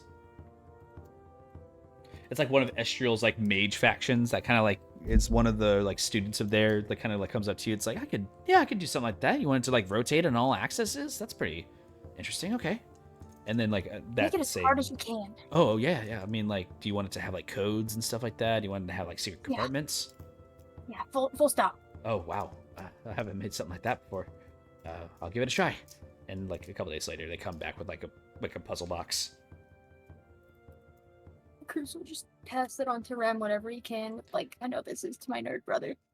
Yeah, and you'll do that when you go to Solaria to drop off your son. That's fine. to your nerd brother. All right. Next up, Father Cruz. You have, I think, 1 day left. 3 days left after that. So, 4. yes. Ymir, I think you still have a couple of days under your sleeve. 3 days, yeah. Mm-hmm. Go ahead and roll for that. We'll see what we get. I'm gonna use my reroll. Alright, that's all my ADs. Dang. What do you want to do?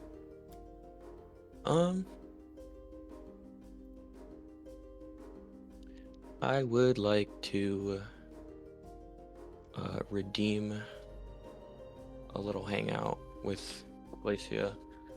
But before that, I'd like to use my first day out of the 3 to research some street foods around Arlucia.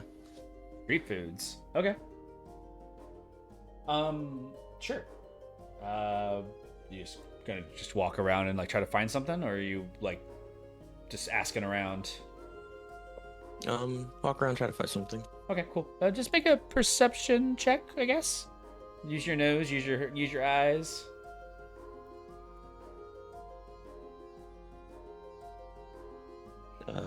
That's a 17. Okay.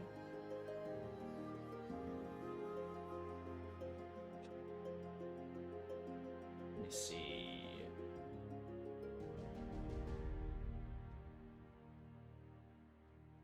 Where my session stuff go?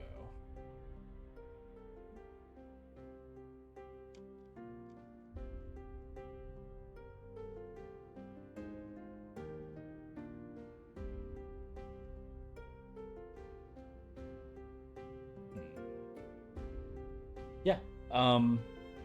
There's a couple of places here in Arlucia that are kind of staples of the location, right? It looks like they have like a dockside, like seafood fishing for like tuna, like a bunch of like different like colder like region salmon fishing. Seems like a lot of the street food that's like kind of local to the area of Arlucia is like stews. Looking at things like shepherd's pies and like very like warm like cocos and coffees. There's the Chili's place, which had been gone to beforehand, which you now see is kind of just more of like a restaurant type of appeal.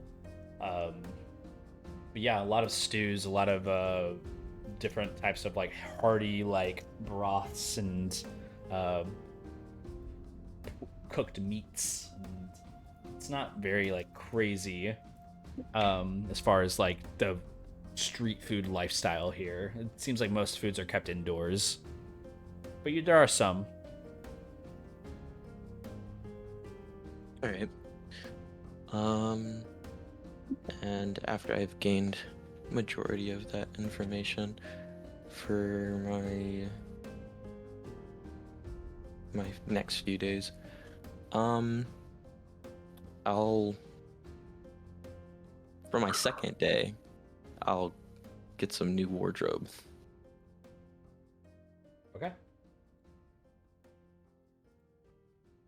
And then I'll call up Glacia with my sending stone. Yeah. You call the sending stone, and your immediate response will probably happen. I'll say,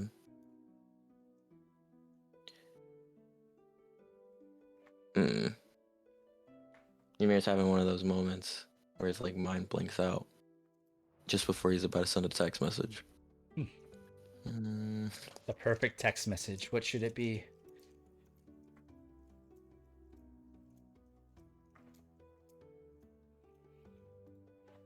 Meet me at the really high point up in your castle. Wear your nicest street clothes. You owe me food. I owe you food. She like takes a moment to respond. She's like, right, yeah, I can do that. I'll see you soon. And that's it. Cool. It takes a couple moments, maybe like a few minutes, maybe 30-ish minutes. It's getting kind of darker out in your days, so like the nighttime hits faster than normal.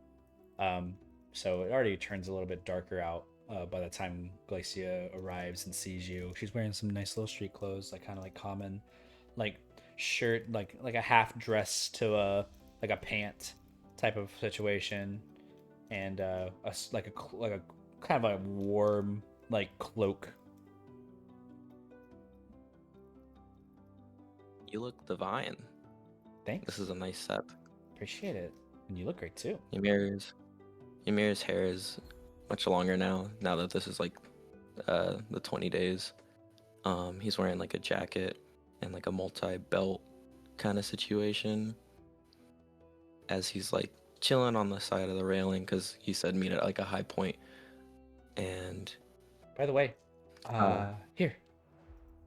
And she hands you the book that you were asking about from her. The Depths of Us.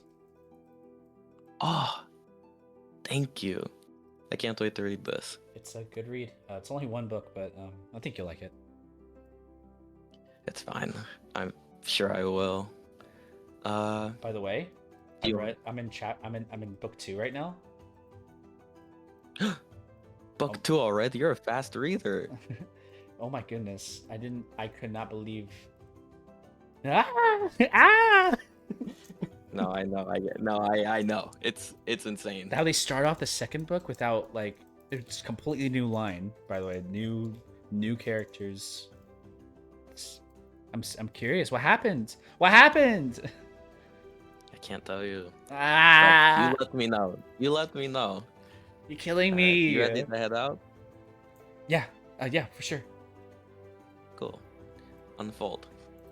And I'm gonna let my carpet. Oh. You ever been on the carpet before? I've seen you on it. I know. I've never ridden with anybody other than. It is kind of a small carpet. Can I even fit on it? You should be fine. She tries to get onto the carpet. It's a tight squeeze between you and her, and she's like, "Are you sure this is okay?" Yeah, you just gotta hold on to me. That's all. She like holds on to you. It's like okay, and just kind of squeezes you, like a big squeeze. Not too tight. I don't know. I don't want to fall. Yeah, I know. I'm not going to let the princess fall off a carpet. That would be terrible. Famous last words. Ah! There is a moment where you're getting on the carpet. Ymir, make a perception check. 14. As you're like taking off with the carpet, behind you hear clanking of armor, and you see that there were definitely like some guards that were watching Glacia that like kind of like clink up and just kind of look up into the sky as like you go off with her, and they're just kind of like scratching their helms, looking around like, what do we do about that? Just gonna wink at him before heading off. They will not see you.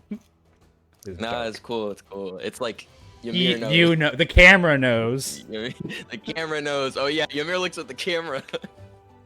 And as we're flying, he'll just say, "I don't know if you've ever had street food before. You know, you're like."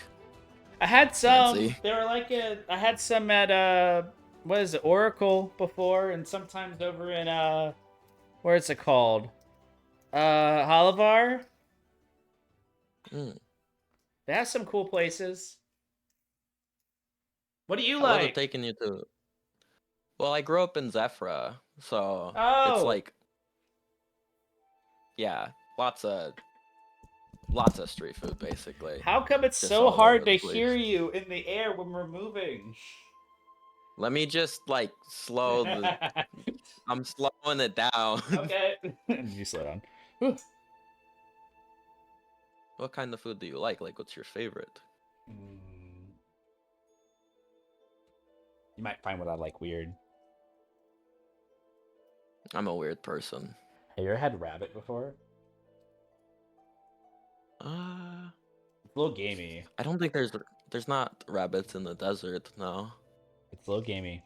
A lot of people don't like it, but I like it. I'm down Some to people try find it it. weird because it's like some people keep it as pets. Yeah, I think it's fine. Jacob, there was a shepherd's pie situation in one of the food trucks or food Yeah, sure. not Yeah, trucks, but why not? food. It's a truck. Okay. Yeah. What? Alright, Shepherd yeah. pie! Here you go, my number! What do you want there, son? Hi. Could I get a shepherd's pie? All with right, you rabbit? are here. You need yourself filling up with a little bit of shepherd pie. Scanlan just throws a fucking bowl at you. Just he throws it at you. And you, Oh yeah. oh, Princess Glacia, and he just, like puts like their little chef's hat to the side. It's my pleasure to be serving the queen daughter. What you want your special? Yeah, I'm gonna get you out where it was straightened up. You go, boy, the princess is here. It's like shouts out to like a back of like 2 people. You guys get served food.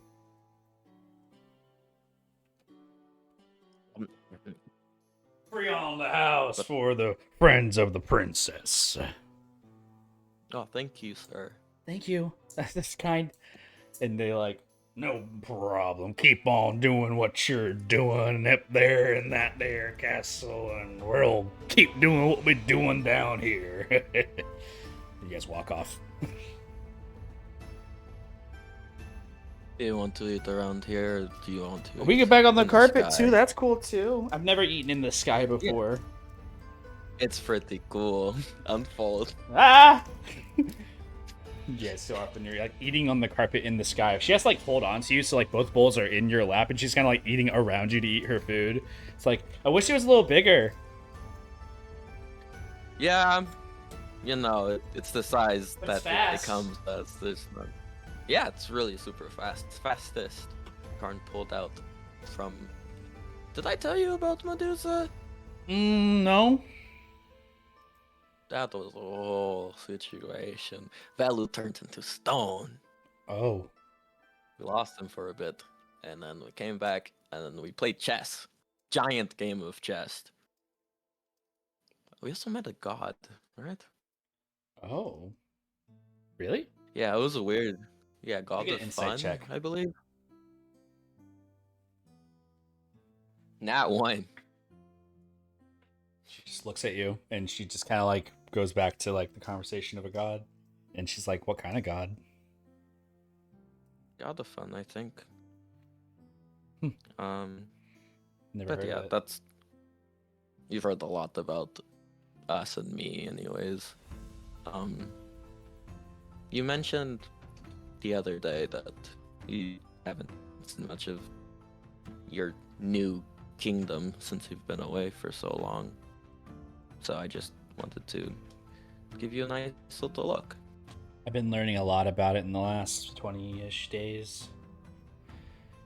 I'm learning a lot about what's upcoming in Epoch and what the world's current stature is, who's the powers at play, who's important, who's not. It's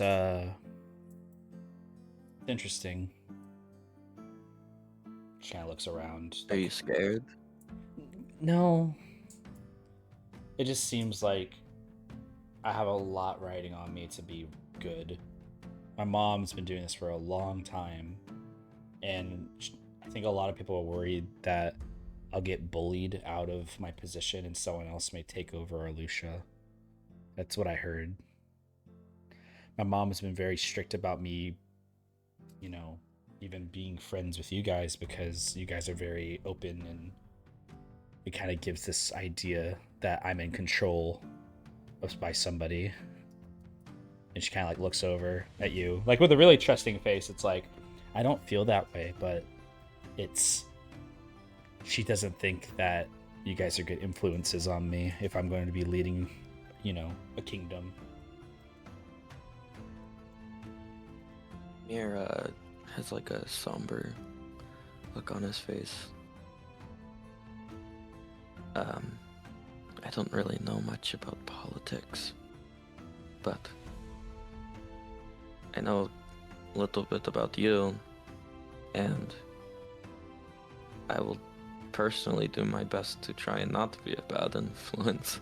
I don't think you guys are. I just think that she's being super protective. I'm gonna live for another 100, 200 cycles. Who knows? And I'm gonna get married to somebody, and that's gonna be a thing. Eventually, that's gonna happen. And it's just gonna be different, I guess, because at one point I'm gonna be ruling more than I am gonna be going. And maybe the person I'm with isn't necessarily someone I'm in love with, and that's scary. Because that's what my mom has right now. You get to choose. I do, but I don't want to choose based. She like stops. It may not be the best to choose someone you love if it's someone who's going to cause a lot of problems. Because obviously, look how that's going now. She chose someone for benefits to get this position we have, and that's not great, but we have a position at least. So maybe I should be seeing it as maybe I could do something right or not. I don't know. And she kind of like goes back into her food. Can I tell you a secret? Hmm? I'm scared. Swallows her food. Of what? I don't know. It's kind of been festering.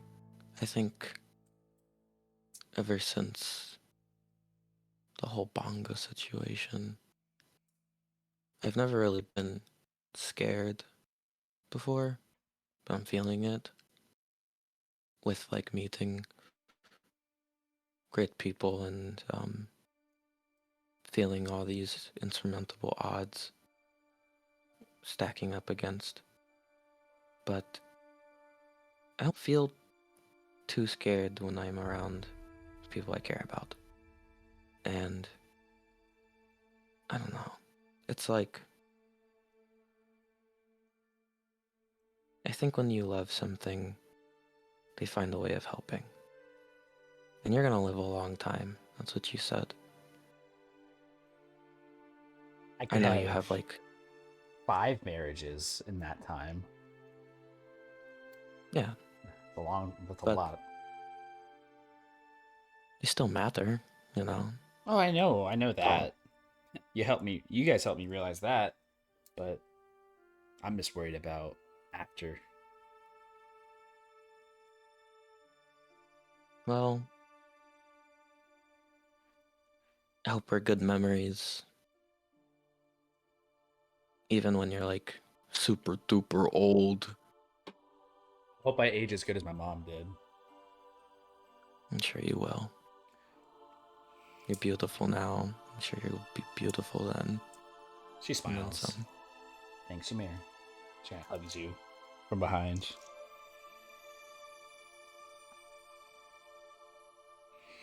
Don't forget about me. What do you mean?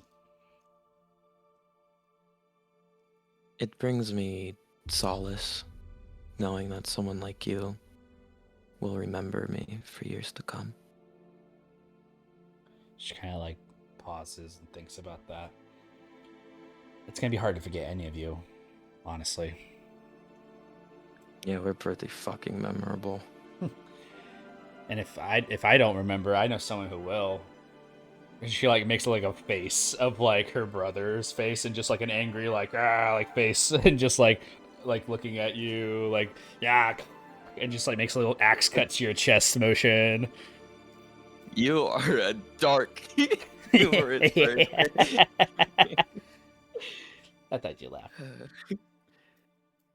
No, Look, you're funny. Look, brother aside, we're cool, all of us. Yeah. I don't see that changing ever. Yeah. She kind of like looks at you for a second, looks towards the ground, however high up you may be above the clouds. Yep. Jesus is with you. Has she finished her food? Yeah. Both of you have, I imagine. Ymir will go a little closer and whisper in her ear. Do you trust me? Make a persuasion check, my man. Or deception. 20. Persuasion at 20. 28. You whisper in her ear. She kind of like stops and thinks about it for a second, and she like kind of like rears back from you for a second, looks at you in the eyes, and says, "Yeah." Hold me close. Okay. And she does. Close your eyes. Okay. It's gonna be a little quick. Huh? Don't get too nervous. I've not. Just hold on. And Ymir is going to flip the carpet. Do a fucking loop-de-loop. No, like flip, like go completely upside down as their bodies fall Oh. towards the ground. Heart is racing. He'll hold her close and he'll cast Featherfall on the both of them after a few seconds as they're in the sky. Her eyes are still closed. And I'm also Ymir! We're falling! It's okay. It's gonna be fast, and then it immediately like starts to slow down, and he's like holding around her like waist respectfully. She's like kind of holding onto the back of you because that's where her position was before. So she's like squeezing you tightly from behind. And she's just holding. He'll move positions and slowly bring his hands to her hands. Open your eyes. Slowly falling, she opens her eyes. She like looks around. She immediately like looks like she's about to cast a spell. You're good. Huh? You trust me. Yeah. And she like is squeezing your hand in fear. I don't want to make. It's fine. I'm sorry. No, you're fine. Never done this. I don't. There's like a nervous like look to Ymir. He's usually not nervous. But it's obvious. I know I'm not really much of a political choice, and I also don't really. I'm not from your world. I just wanted you to know that I'm interested in you, and I like getting to know you, and you make me laugh and smile. And wherever life takes us, I just want the best for you. That's all. And carpet come back. You do that. The feather falling continues downwards. You say these things. Make an insight check for me. I'm gonna say at disadvantage too, because a lot of it's kind of being repressed with a lot of the fear. So 11. It's hard to tell what the reaction is immediately after you confess a little bit of yourself to that. But you do see that it has been acknowledged. Like the eyes have definitely caught what you have said. The mouth goes a bit agape for a moment, not like widely, but like a small opening of the mouth, along with a turn of the face. And as the carpet settles back, and you guys press your feet across the carpet to settle back down, the squeeze of your hand becomes loosened as like the fear of like being held a couple 100 feet above the floor of like the floor. She calms and looks at you. I didn't know you felt that way. Oh yeah. Yeah, I had to let you know. You just have a lot of interesting things that I find really endearing. I just hope for the best for you, and I really, really enjoy our relationship, regardless of however you feel. That's all. And you don't have to say anything. I just was letting you know. That's all. She kind of like. I know she looks down. Crazy. And she just looks away for a second, and she's like, "I'm sorry." You don't have to be. No, don't be sorry. You're good. I'm the one who's sprung this up. To be clear, it's fine. And I also terribly scared you. I didn't know you were afraid of heights and falling and all kinds of different things. That's my bad. I thought that would be really cool. She still is a little turned away from you, a little reserved, like kind of holding her shoulder.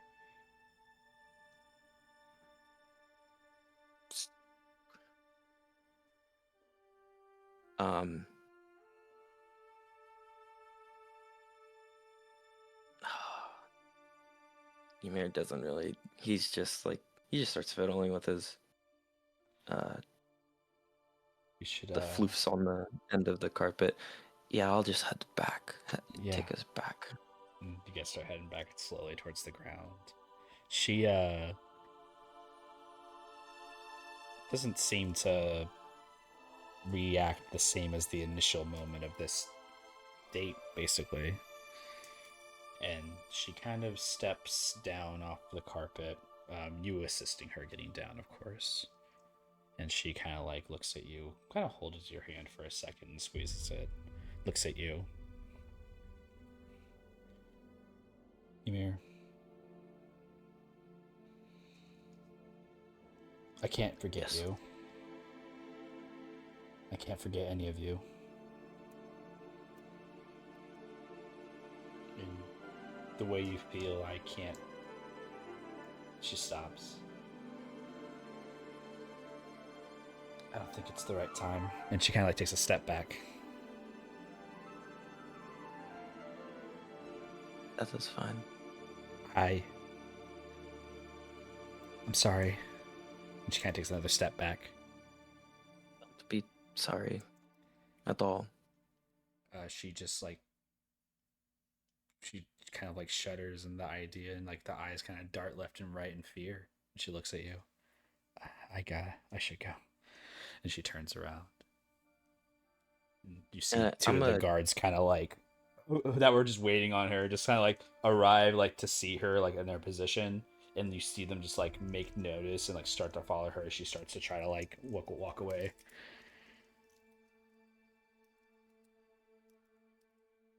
Glacia. She stops and she turns to you. You don't have to apologize. You're still you and I'm still me. Nothing changes. She kind of looks at you and smiles and just says, I know. And just turns away and continues to walk off.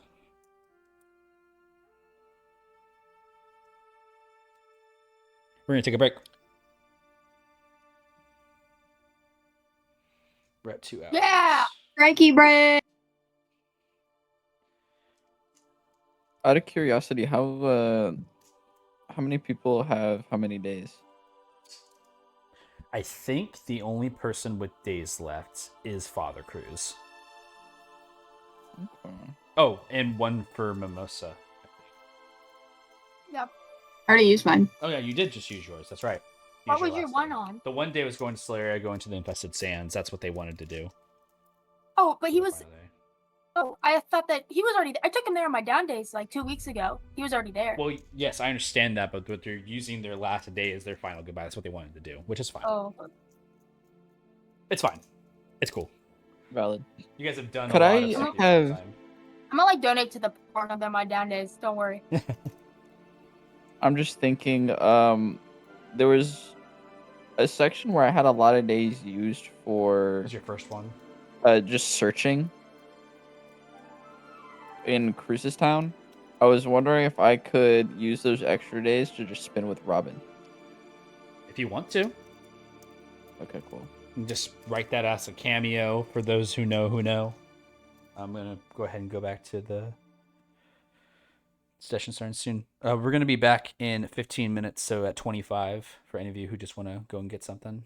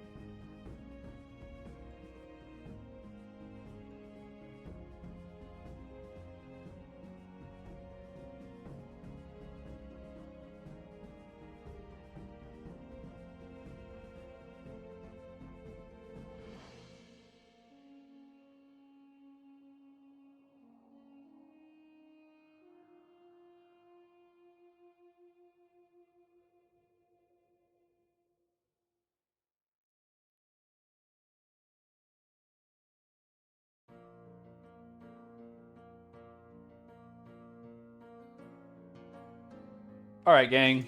Let me call the roll call. I know that Zap's not here, but I'm gonna do it anyways. Cat. Maybe. Potato. Allie. Hello. Nimbus. Yes, det är det var jag då. Dion.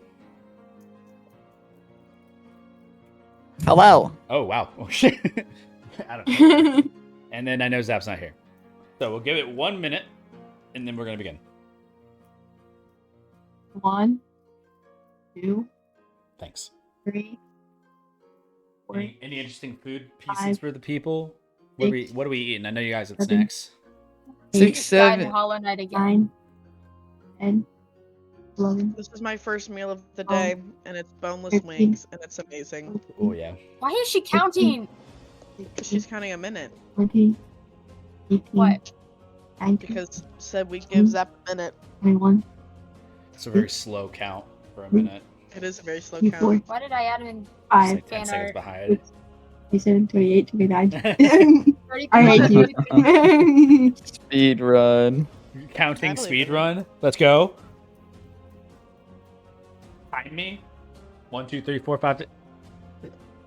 Time me.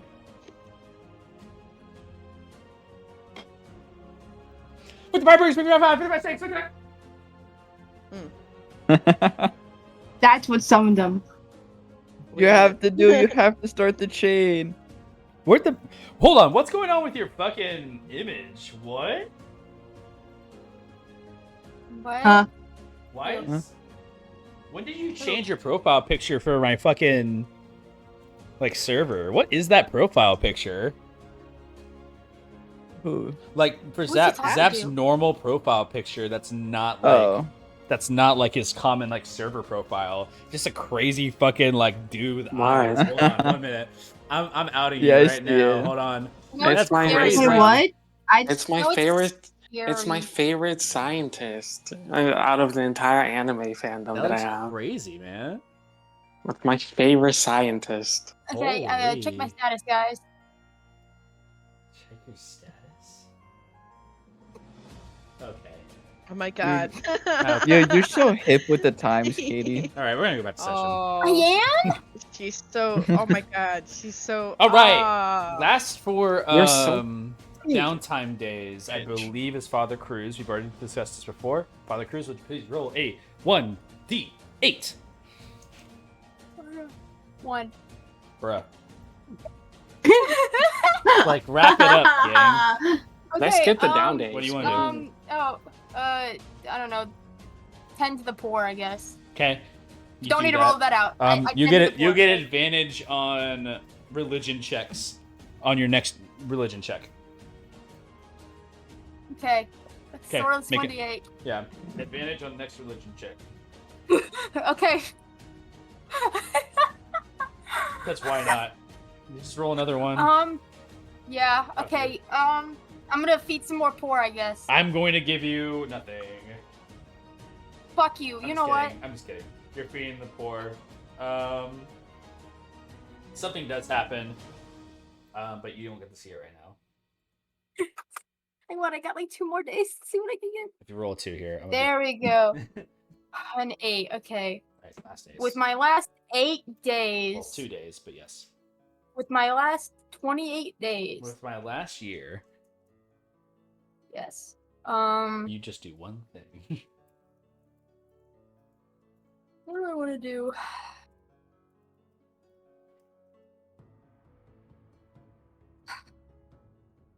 You don't have to do anything. You can just be like, I'm good. I'm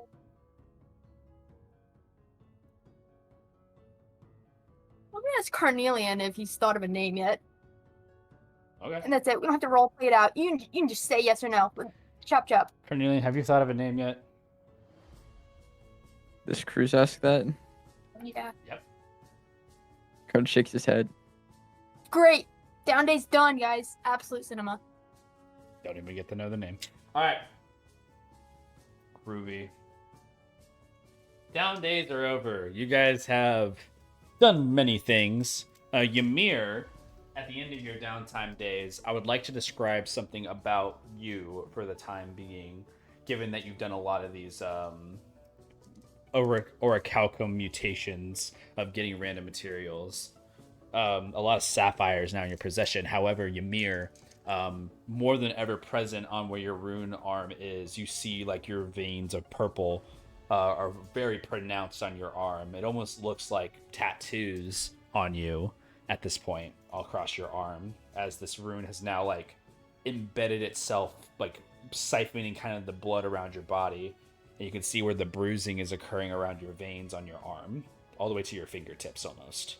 I don't know if you plan on covering any of this up, but in retrospective of doing all these castings, you're definitely telling that the vitality against you is being used up in a way that's necessarily not healthy. But it is allowing you to do amazing, tremendous feats. So, with that, your whole right arm right now, which I believe is the arm you had your rune catalyst on, is basically like all veined and almost like it looks weak, but it's just all the veins in your blood vessels are like very pronounced, and it looks like they all like interject and connect into the catalyst to where all the power is getting like kind of taken from. So it's just something I'm mentioning for Ymir. I don't know if you plan on hiding it from your friends, but on this first day after your downtime is something recognizable that people will be able to see on you.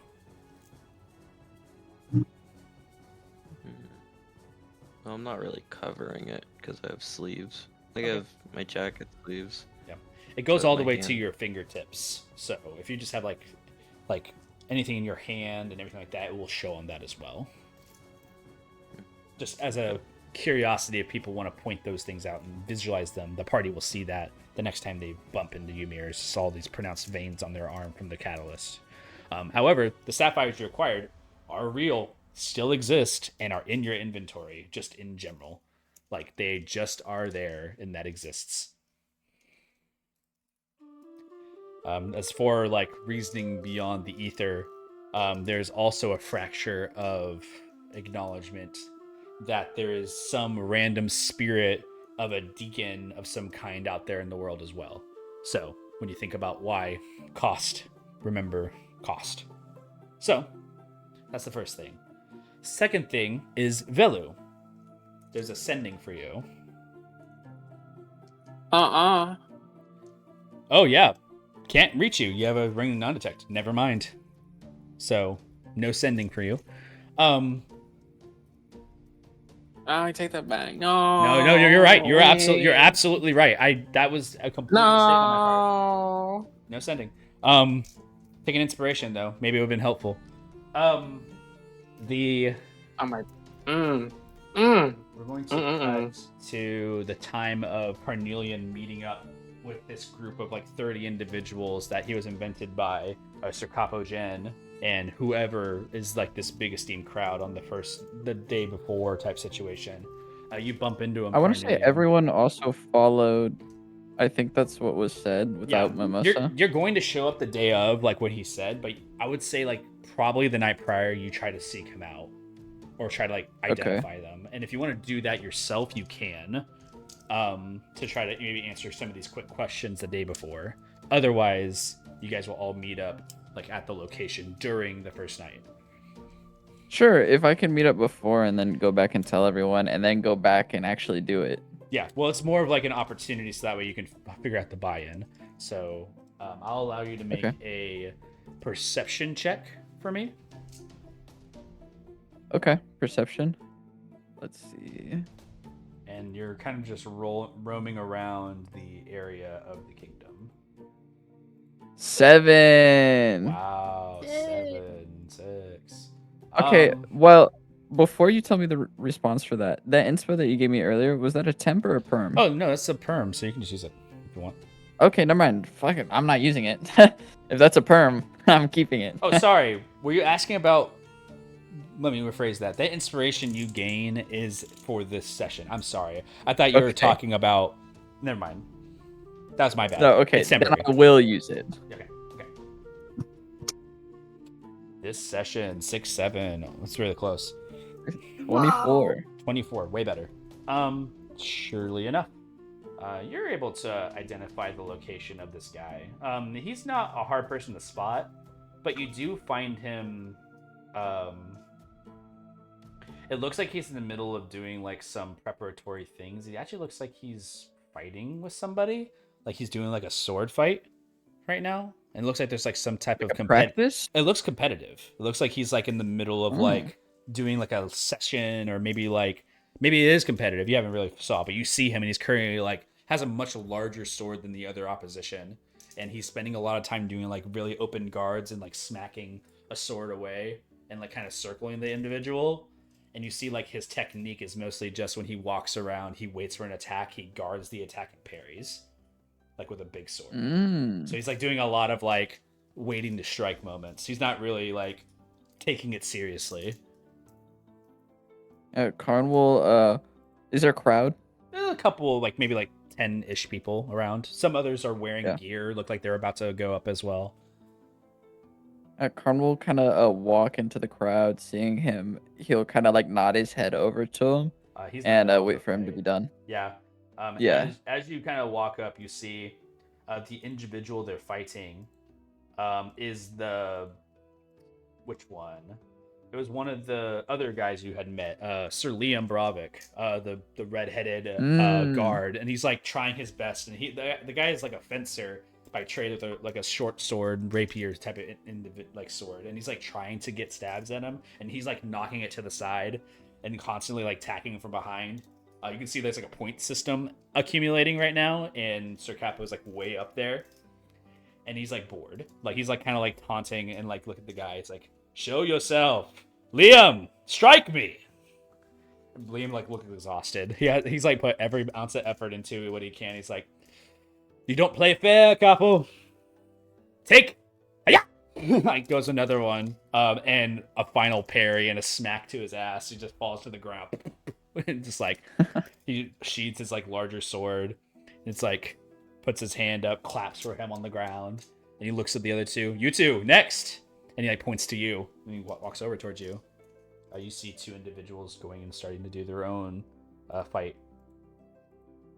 You actually see a centaur walks up, like to do a fight with like another individual, specifically the Sir Devante, the other guard. It looks like he's about to fight a centaur.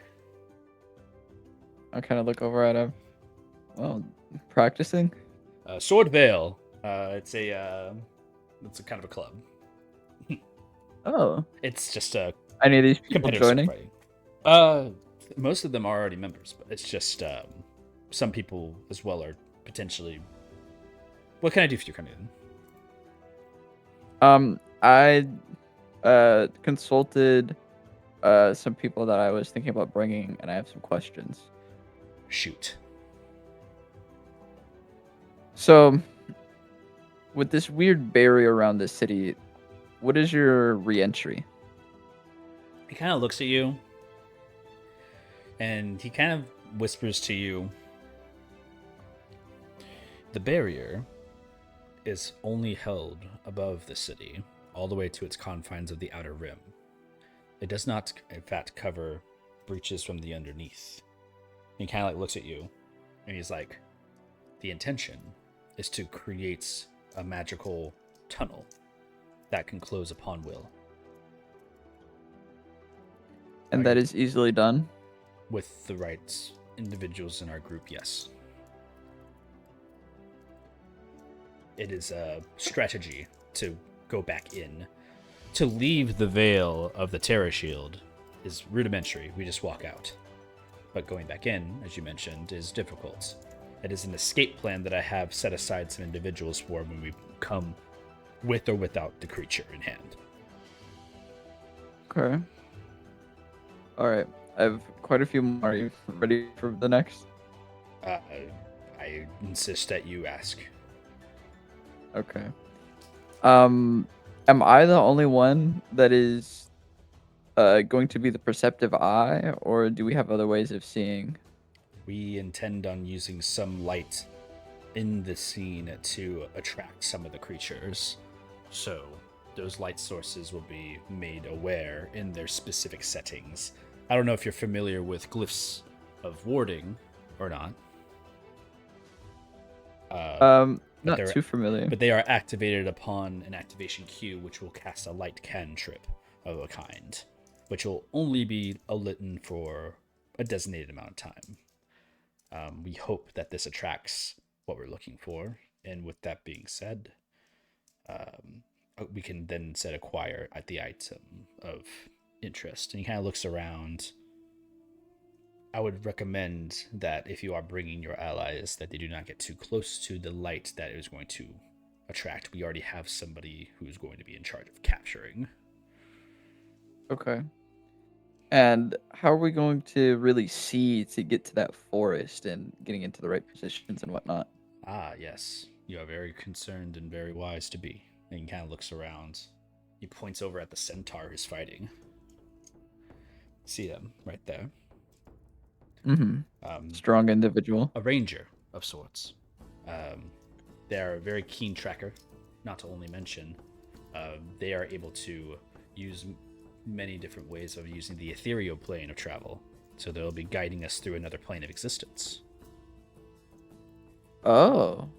With that being said, there is a projection of sorts that we'll be following. We'll still be able to see them through the dark, so we will follow them to the location. Okay. They won't. And this will be. Will this be the first capture, then? I hope so.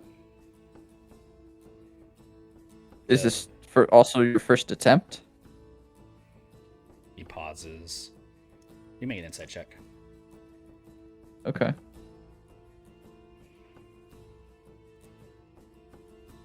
$23. We tried a while ago. It did not go to ourselves as planned, and a few good men were taken. We made out with what we could. And you see in that insight a bit of scarring from the face. Disappointment. Mostly regret.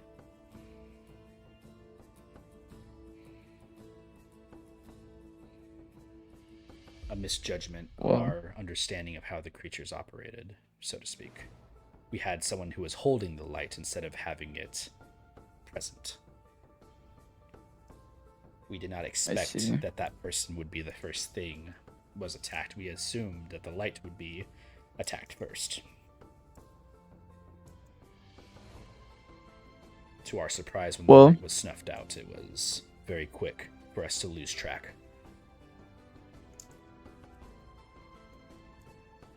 Are they... I'm sure there's a memorial somewhere for those that have fallen in this attempt. They have been sent to their homes. I see. That was many cycles ago. And now you've prepared for that. On the contrary, our lead of this excursion, not myself, has more information on that to come tomorrow. So, again, I am only just a pawn in this way. He kind of like smiles at that statement. He's like, he shrugs his shoulders, like, I know what I'm here for. I'm here for protection. I'm here to make sure that everybody can make it out alive, and maybe if I'm the last one standing, then that makes the best for most people.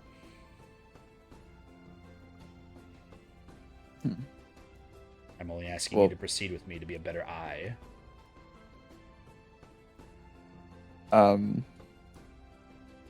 Yeah, I'll do my best. I'm certain that this is what I want to do. I'm just seeing if I can, if bringing people along would be.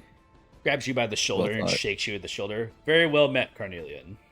Would you like to have Would you like to have a chance? And he points over at the sword combat. You see currently the centaur and Devante are fighting, and you see the centaur is actually kind of losing the fight. Devante is currently like snapping like the sword out of the way and getting stabs at the side.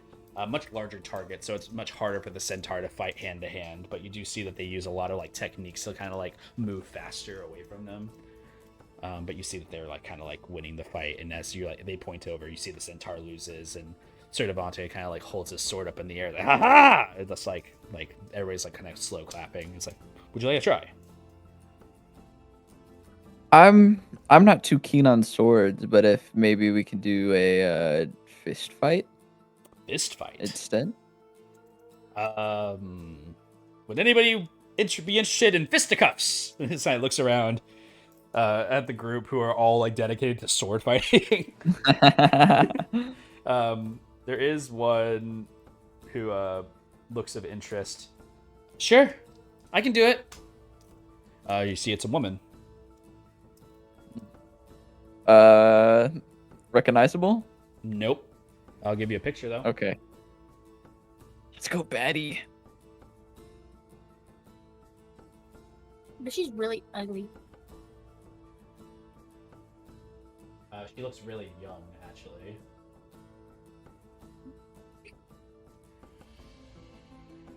Okay.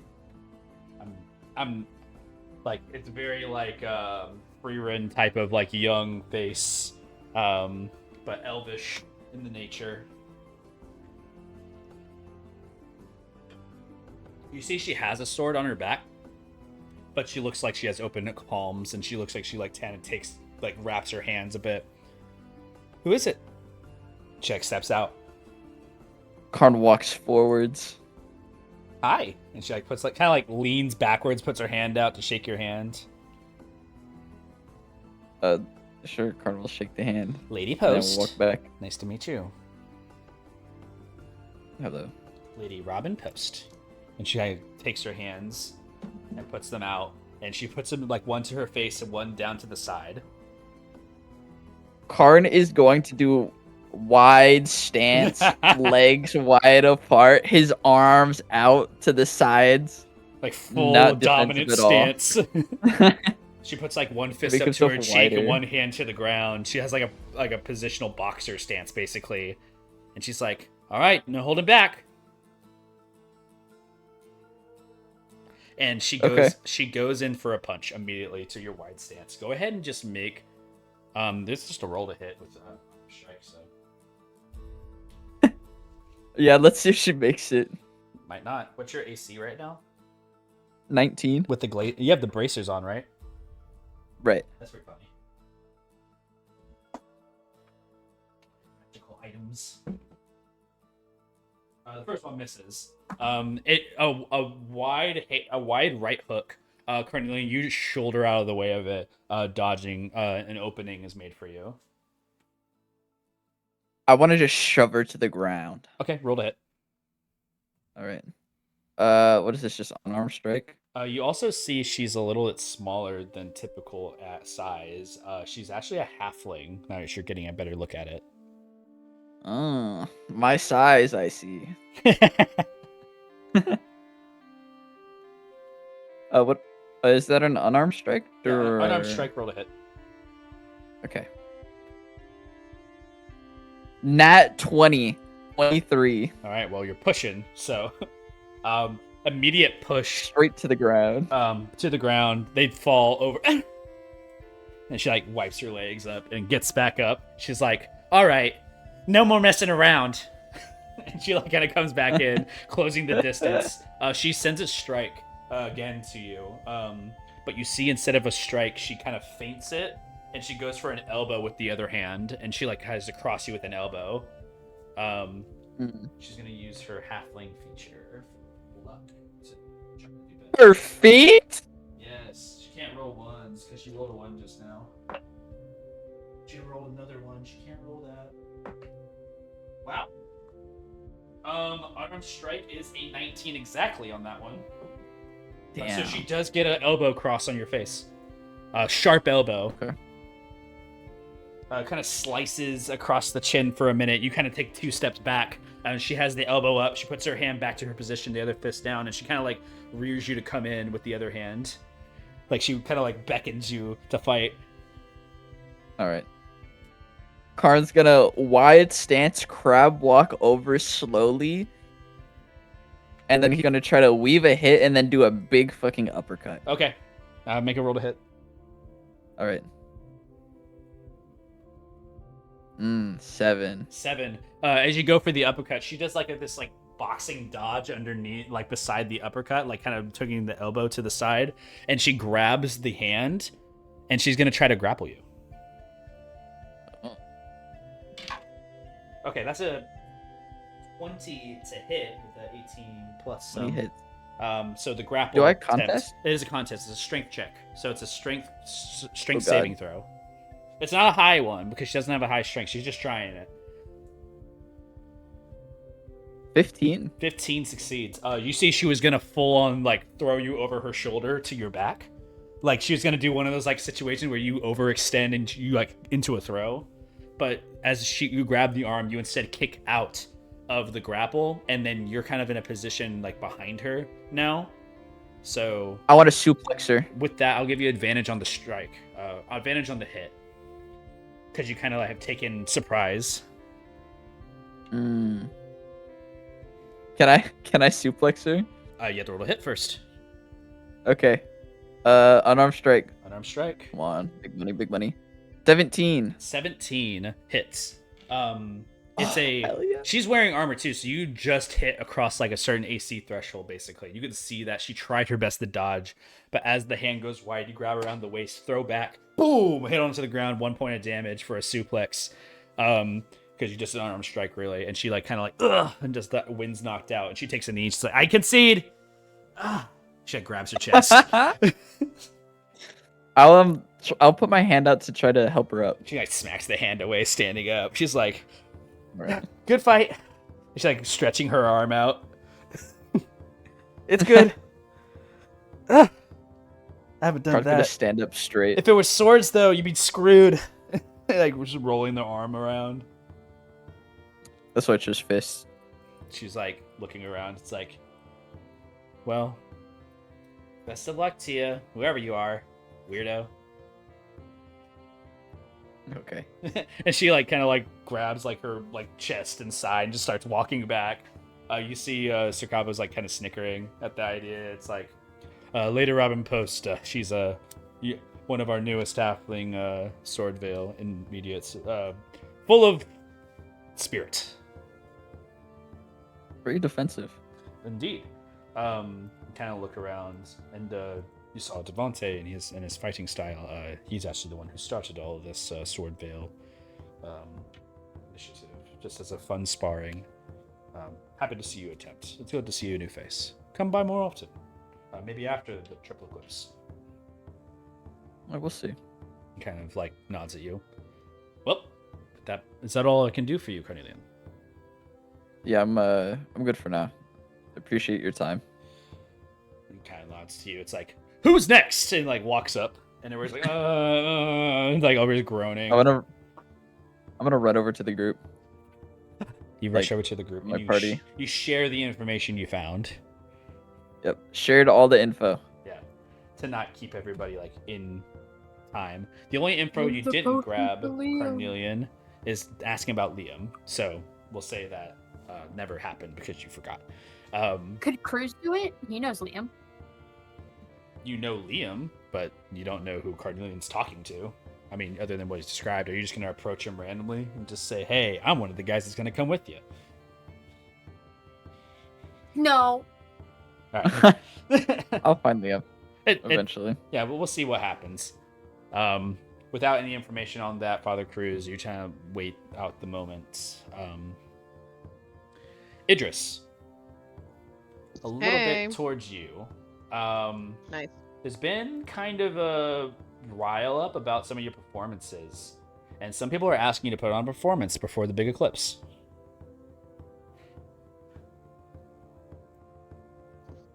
Okay.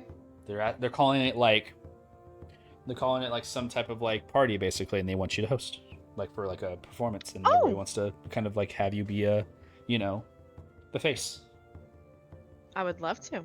You see some of those people like Monami for their tavern. You see a couple other taverns that like combine together to like understand, like get like an open space for you. I'll say the last night before the eclipse, Mimosa, you were still here. This is the night prior to the eclipse happening, and this is before you go off to Solaria and say bye to your father. Yes. Mimosa, you are also here, and Idris, you are running kind of this like nighttime little party for like what might be the last time before the eclipse. Idris, you're performing. You have earned yourself kind of a new name from Alusha's perspective. You see like a little like titles kind of like flying around for your name. I have a paper specifically for all of Idris's names. Hold on. I'm ready. What is it? Let's see. From here, they're kind of calling you the Lynx of Limericks. Oh. And one other person. There's two names that have been kind of coming around, and the Roaring Rhymer. Oh, that one's fire. Yeah. You got two little names that are kind of passing around Arlusha, and your name's kind of like coming more and more like reputable. It just is becoming more of like a, oh, did you catch that performance? Oh, were you there when they did it over in like, oh, Oracle? I was there in the Dread Dead Tavern when the first story happened. Oh, like this, a big like some crazy like lore passing down about your history. You're becoming kind of almost a celebrity in Arlusha a little bit. People want to be friends with you and stuff. Like people are like kind of walking up. It's like, so where are you going next after Arlusha? And like kind of like talking to you like at the side of like your performances. Well, we plan to head more north. Northern towards and it just kind of like looks around and she's like, I don't really remember the town's name unfortunately, but it'll be cold. Oh yeah. So I'm looking forward to it.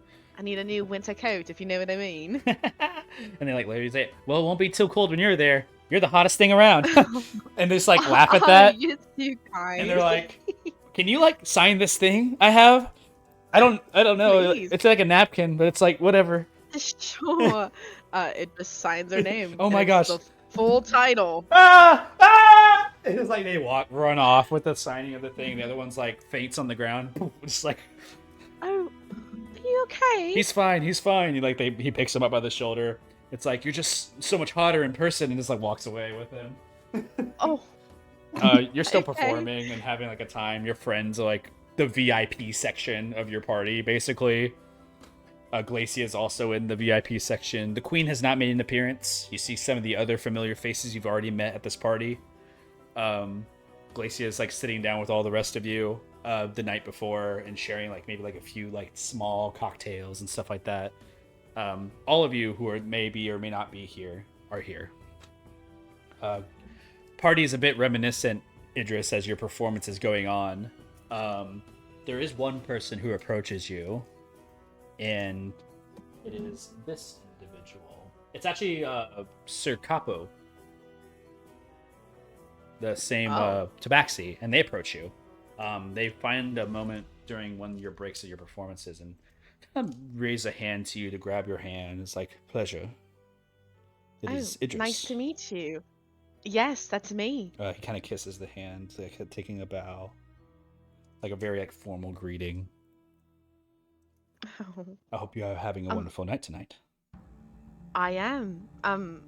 May I get your name? I think I've seen you, but Sir Capo Jen of Boone Renegade. Wonderful. Thank you for introducing yourself. A pleasure. And of you, Idris of the Golden Sky, I must say, you put a riveting performance. Oh, thank you. It's kind of my specialty, if you couldn't tell. It is a wonderful trait, and one we must need in these times of darkness. I agree. And he kind of like stares at you. It's like, could I offer you a beverage? Oh, please. I'll be back. And he like walks off. The rest of you who are kind of in the VIP section as like minor illusion songs and stuff, major illusion like dances, and people are like controlling some like songs in the backgrounds. Some people are playing actual instruments. Idris is kind of like also chiming along for those moments, but like it's kind of like the back filler performance, like the pre-show type people are like kind of filling in the in-betweens for Idris's performance so she can come and hang out with you guys. So all 7 of you are just kind of in your own little VIP spot, kind of like central, like one of the areas. You guys are in the Aurora right now, which is like basically a club/bar. Nice to be in the presence of the Lynx. The links Roar's of lips. Rhymer. Can I get an What? autograph? Do you want one? Don't Seriously, yes. don't I can give it to tease my me. grandkids or something if I Yeah, sign survive my Oh. so shield. long. You can sign me to right here. sign? Mimosa's gonna like flex his bicep. Idris just giggles and she takes a marker and signs his bicep. Make it wiggle. Everybody's having a pleasant time the night before. Everybody has their nervousness about the days to come, what to do for the next following nights. But in this moment for the party, it's a good time. Everybody's seeming to enjoy themselves and having a smile on their face. Bongo and Hopian both making their appearances at here as well, having their own section just to themselves. Aww. They have little like seats for them made. Bird feed and many different treats for Bongo. Bugs of nature that have been caught amongst the wintry lands have been like made present for Bongo to just snack on, like roasted roaches and stuff like that. And all of you. That's what he was.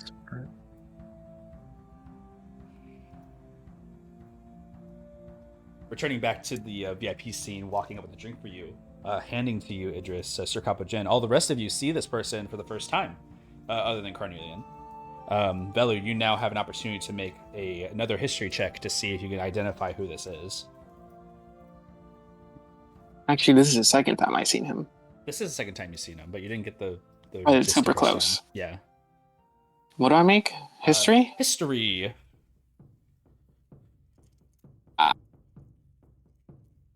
19. 19. House Levison for sure. You can see the horns protruding Oh. on the sides of the armor. From what you know of House Levison, just with the 19.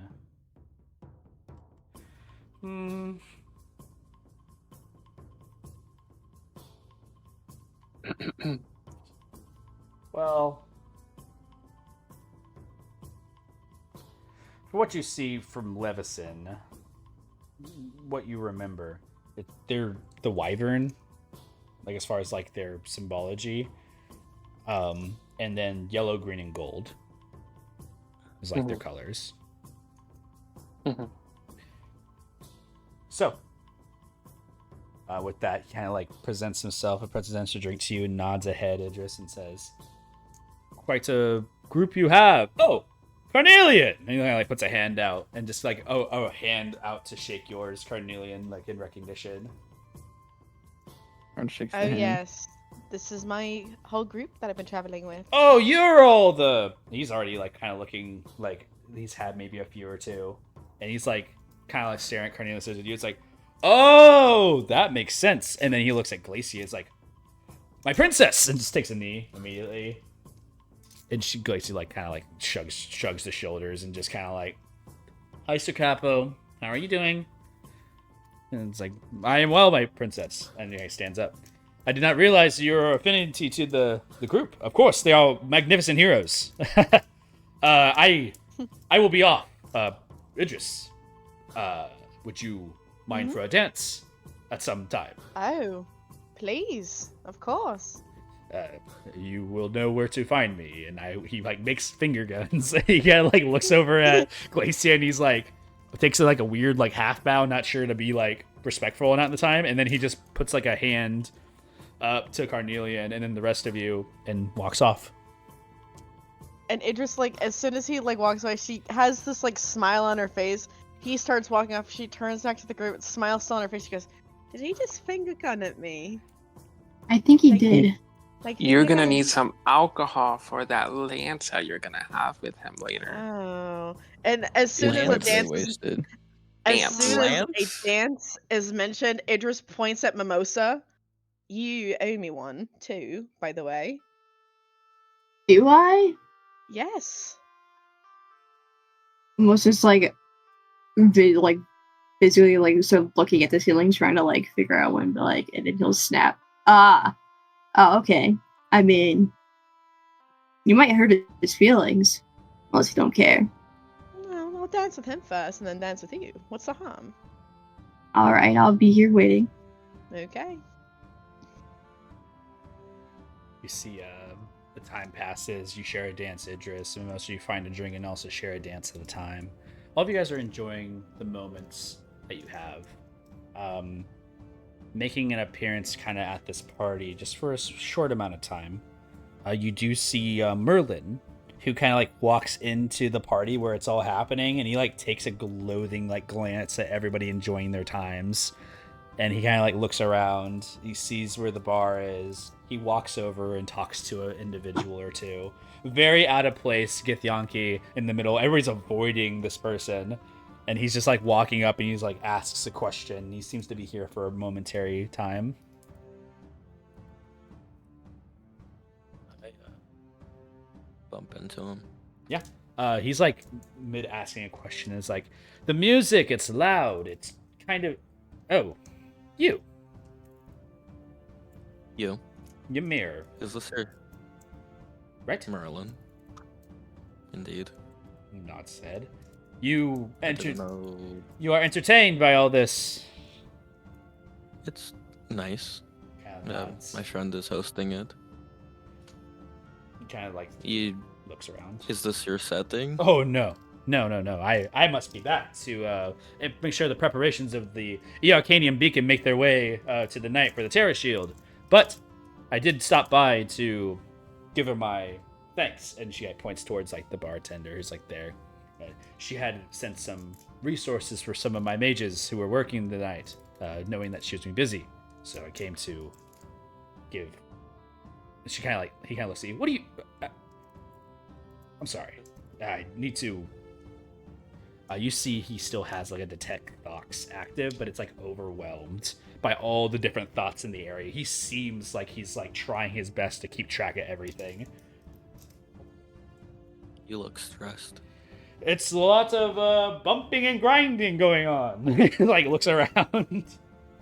Yep, this is the spot. This is a lot of feelings.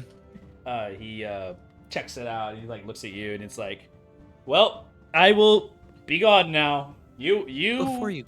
Yes. Before you go, might I bother you with another question? By all means, young sorcerer.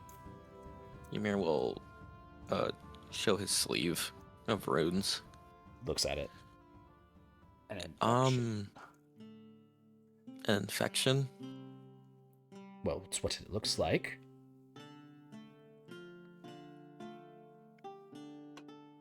I use it to cast sometimes, but it seems to be sapping away at my vitality in total. This rune you have on here, is this attuned to?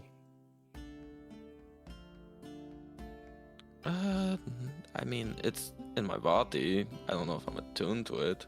You had created this rune on your own on your body. Yeah. He kind of like looks at it. Do I have to attune to it? He shakes his head no. You already have. You have made a blood pact. He kind of looks at it. What you're looking at here is the bond of blood and magic. Blood has a cost when you cast a spell versus any type of other material component. Blood in its essence is a very rare and powerful material. It can summon demons. It can create warps in reality. It controls life itself. And he kind of like looks at you with like a motivational speech moment. But then he like stops and looks at the scene. The blood is thickened by your spell casting potency. I suggest when casting spells, you use something subtle and not material based in your casting. It seems as though the material is tainting you.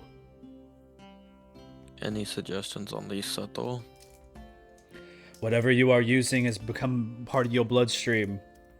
It would take days, maybe weeks for it to eventually escape, just in its natural ways. May I suggest a healing type magic? I am not of that. He kind of like puts his hand up. Let's see. Restorations of the sorts. Whatever you see fit. Got it. And kind of like puts a I hand up to appreciate you. the guidance. He looks at you. It's like rudimentary. Afflictions like this are rare. One does not just simply carve runes into their arm. Kind of Novus does that in the first place.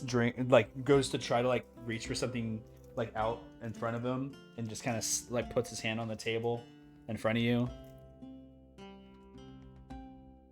You see the gift like kind of like stares at you a little downwards. Not disapproving, just of like, what will you say next type of thing. With it, I am able to create a lot of different forms of magical excellence, I guess. We all seek I to just needed create it for a new. stepping stone. Look towards the sky, boy. And he like looks around. Nothing new is ever truly new. We are just recreating what those once divided us tried to do. We are the gods now, boy. And he walks off.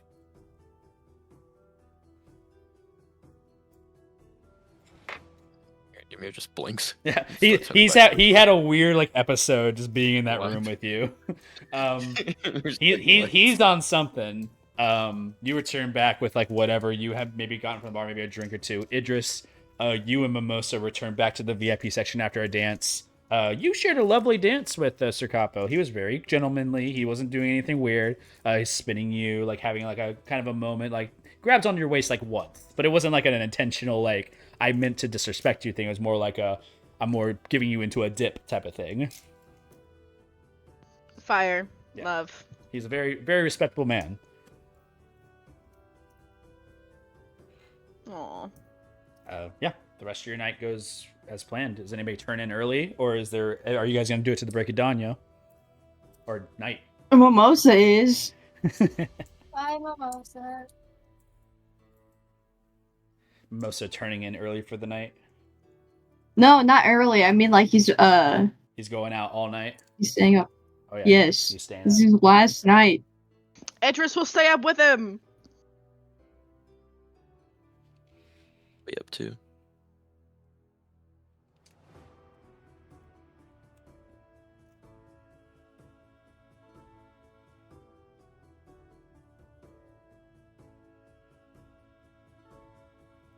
All right. If no one else has anything to say, Velu, Cornelian, Father Cruz, if you're not staying up the rest of the night, you guys would be the ones turning in early. Karn will need to for his journey. Yep. And Velu as well. The three of you make your goodbyes as they see fit. Father Cruz, you'll be seeing Mimosa soon in the morning before, earlier when you get to Solaria and drop him off. So that will already happen. Carnelian, Velu, your exit towards the night of Arlusha. Again, the Arcanium beacon shoots brightly, this magenta, like kind of like unstable laser into the sky. It's a much brighter light than the typical beacons you've seen in the past, and it's powerful. You can see the surging of power. You see, as you guys are making your walk out, people who are in the street are like just looking up at the stars, like, because these are the darkest nights of the night, which means that most of the lights in the world are all being turned off all at once to prevent this hunt. And you see the world is all uniting in kind of like this same religious type of practice that was practiced way before your time. You can see stars in the sky and constellations. It's beautiful. Both of you. Velu, you kind of walk with this grace about you back to where you reside, and you hold the ring in your hand, kind of twiddling out in your finger, and you feel safe knowing that no one can really detect on you, and your mind is your own, being able to speak freely on what you wish. Glacia has given you a pretty tremendous gift in this. And Glacia seems to be staying for the night with Mimosa, Father Cruz, Mimosa, Idris, and Ymir.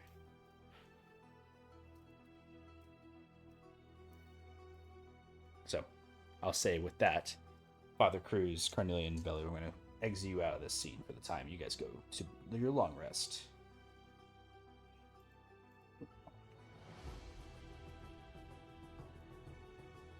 Are you scared? Huh? Are you scared? Yeah. I'm, That's fair. I'm terrified, but there's nothing I can really do about it. Do you Maybe- want to try and like see what the future could be like? I mean, how? When we were over at the well, those cards that they got Hmm. gave me an interesting spell. Are you a fortune teller now? I dabble in things that you guys will never be able to understand. He says with like a sinister smile. Glacier rolls And her then- eyes. He'll he'll laugh to he'll put a hand up and laugh to himself, looking away. So, you want to dip your hands into the future? I mean, I would like to know. Well, How far can you see? from his back pocket, Ymir will try to swiftly take out the cards and like sleight of hand, slide them across the Make a sleight of hand check. the table. Make a sleight of hand check to be cool. That one. Like as soon as you take the cards out, like the top of it's not actually closed, and all the cards just go. Brrr, it's on the ground. This is perfect. I actually wanted this. Is there one card on the table? Do you need help picking this up? It's like Did a at few. least There's one card a few stay? cards on the table. We'll say, it's like split. Perfect. he tries to play it off. Perfect. And he'll take the few cards that are still there, and he'll put one hand over the other. Now, what exactly are you trying to seek, Mimosa?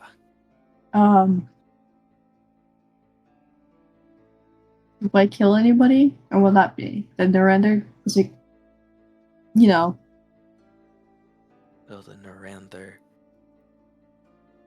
hurt anybody? yeah, Kill anybody? hurt. You say it hurt. Oh, great world that turns into. Will the Narander kill anyone within the Knights of the Eclipse? Divination! Divination magic coming from yours truly. Father Cruz would be aghast right now. Questioning the will of the worlds. Don't know if there's. Yeah, I'm directly asking the Sandman. Oh, the Sandman. Okay. Yeah. Fun.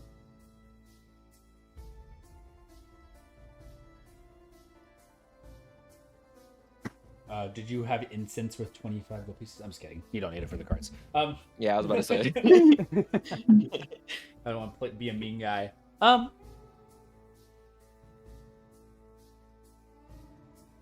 Divination. It's like the card itself tells the story. Cryptic as it returns its value. The cards themselves pick themselves up off the ground. And you see they kind of float back into the deck. One card shoots out. And it lands into your hand, Ymir. Flip the card over. You see a man falling off the edge of a cliff, landing somewhere. And that's just a picture of that. Similar like a tarot card almost. It's just a person falling off the edge of a cliff.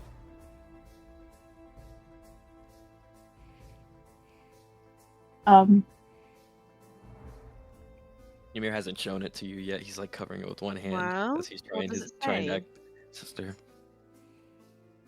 He'll like peek up at looking at Idris and then Mimosa and then Glacia. I see. Interesting indeed. What is it? Yeah, what is it? How long are you gonna stare at it? Come Ready on. yourselves. I'm Ready yourselves ready. for Oh the my future. gosh, I'm ready, say I'm ready, I'm it! ready. Just Okay, tell us. my bad. he'll flip it. It doesn't look the greatest. There's a person Oh. falling off a cliff. Oh. Well, Does that mean I'm gonna I'm not sure what push this somebody means. off a cliff, or does that mean you I'm can gonna make- go off a cliff? You can make a check for this, Ymir. I guess you could make it a intelligence I get- check. I know you're getting an answer get- for it, I- but it's Okay. it's a truthful reply as a cryptic rhyme or a short phrase. So Okay. it It's not looking good for the intelligence, so just an 11. 11, more leaning on the bad side. It probably just means that somebody will make a mistake potentially, like a mistake will happen, like falling off of a dear. cliff, or someone's betrayal is also a thing, a betrayal of some kind. Someone, like, you can look at the card and someone's falling off of a cliff, but you don't see the top side of the cliff, so you only see the person falling off. So it can represent many things. It can represent betrayal, it can represent a mistake, it can represent failure of trust. It's like a lot of like different signs and visualizations. With an 11, you're more leaning on the side of mistake. Something bad will happen and it's not going to be your fault.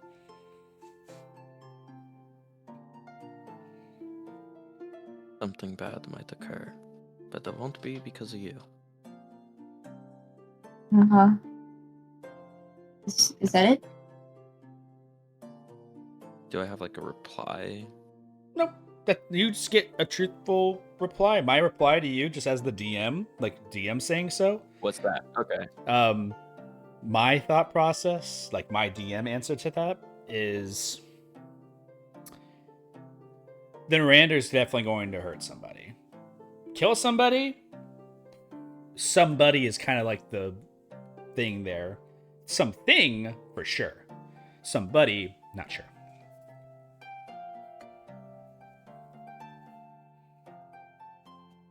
Listen, Mimosa. Whatever happens, happens. The future tells all. It is the next 7 days, though.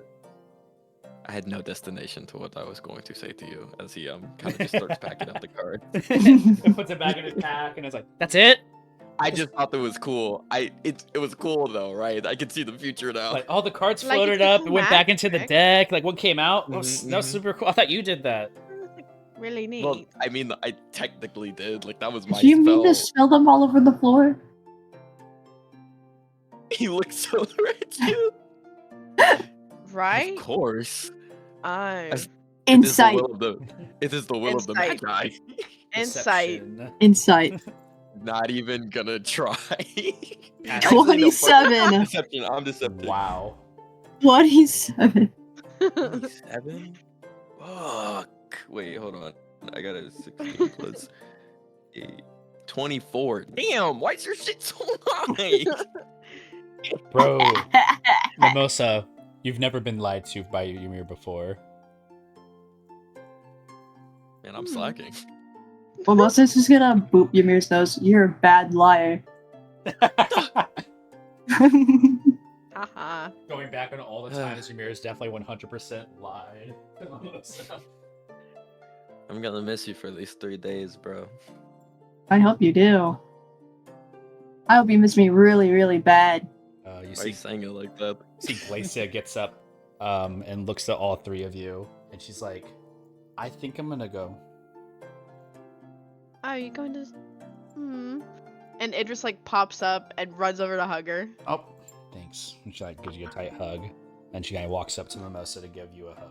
Mimosa, I was so give her a hug. and then walks over to Ymir, and it's like an awkward second, and she kind of leans in for another hug, Oh. and she's like, "Y'all have a good night." Have a Good night, good one. Glacia. She walks off. Night. And Idris like Ymir. looks at Ymir. What was Ymir that? slams his head on the table. What was that? Hello? You good? What's going on? No. Hello?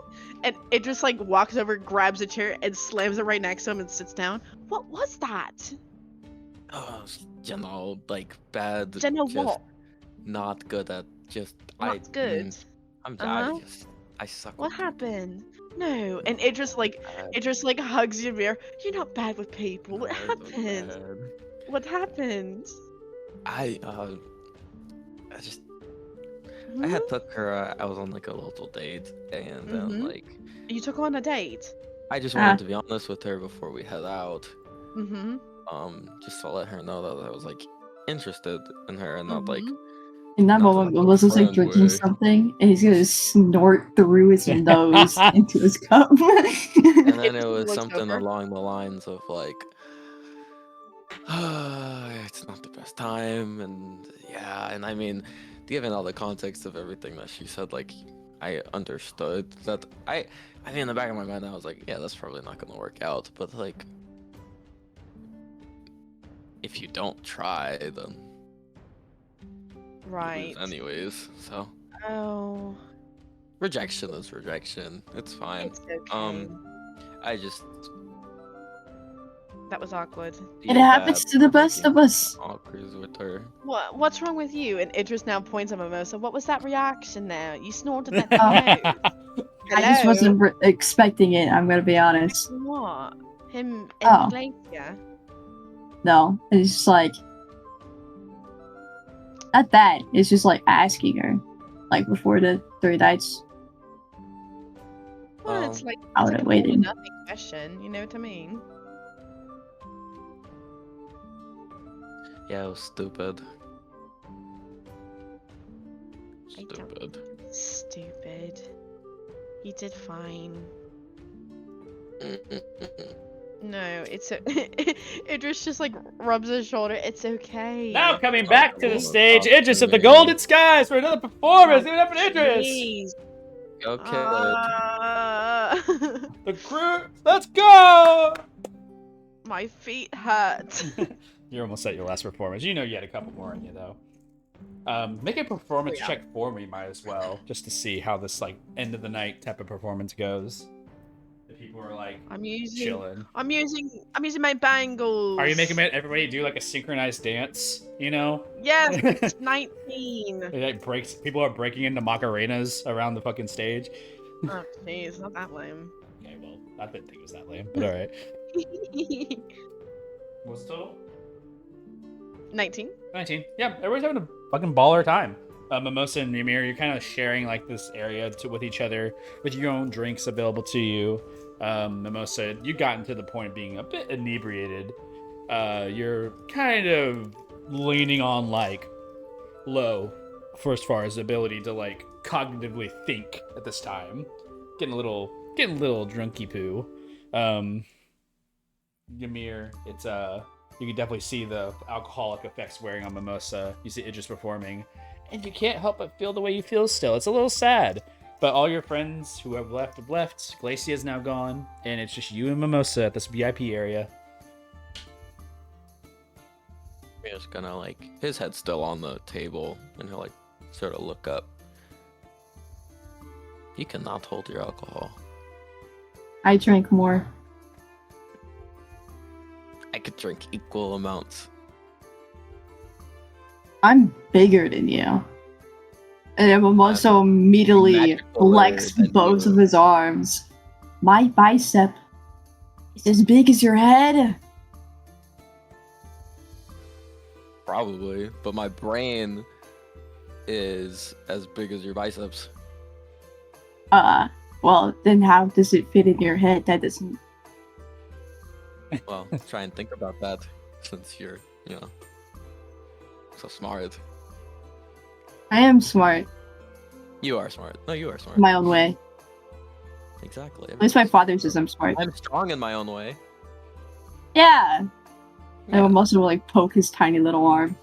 Idris, Okay. you make your return Well, back to the my- table after your You're performance. very strong. You're sweating. Oh. Oh dear. I'm That so was glad I wonderful. have you. I'm so glad I have you all. And Me too. I Idris, can't wait Idris to plops find you herself. guys again. Idris plops herself between both Ymir and Mimosa, and she just pulls them into hugs, one arm over each.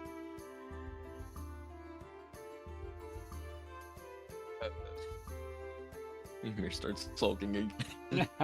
Don't. No, also, before you go, he'll like place his hand upon the side of your cheek as he gives you a little small smile. Almost And will place his whole hand over Ymir's face in like the same gesture.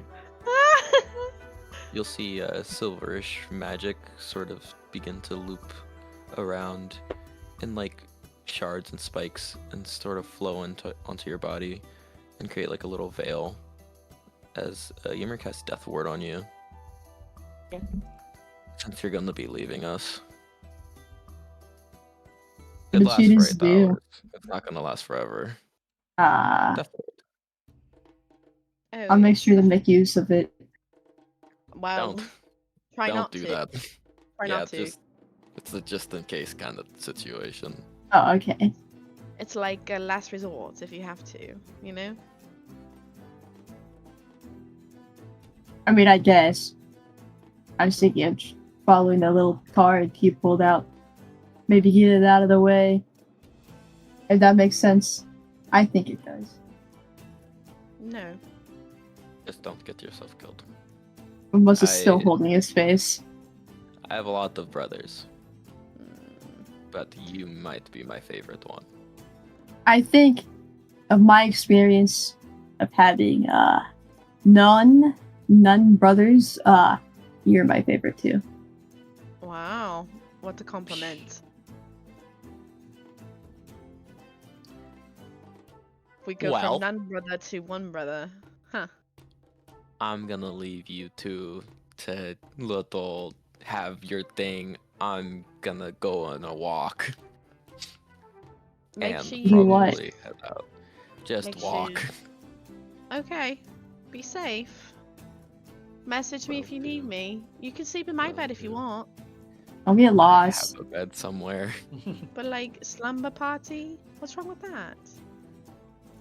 Yeah, I'm not allowed to sleep alone Right? You legally. got the dress, and Ymir's gonna head out.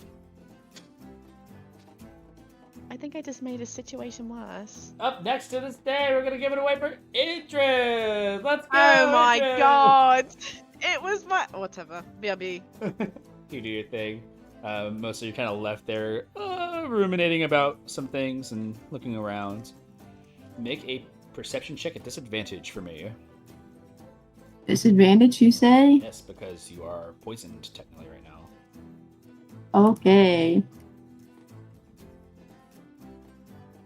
12. Okay.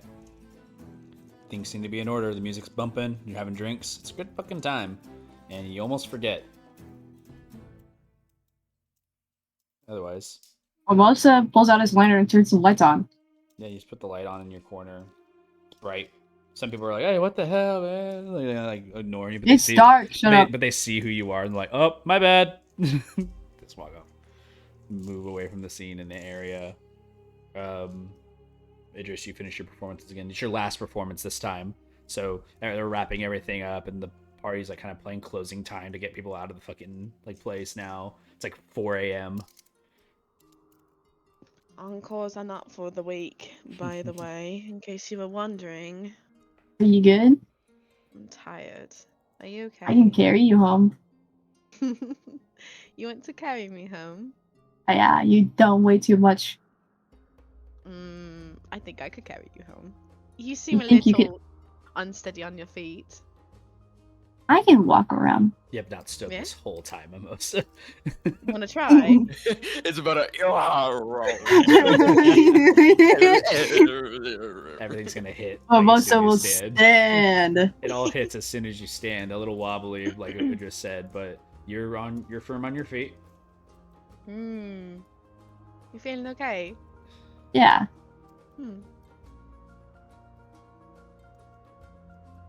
You both start to walk out and go to your respective locations. Before that happens, I'm sorry, I have to interject. I Go need ahead. this moment before I die, Jacob. Thank you. Okay.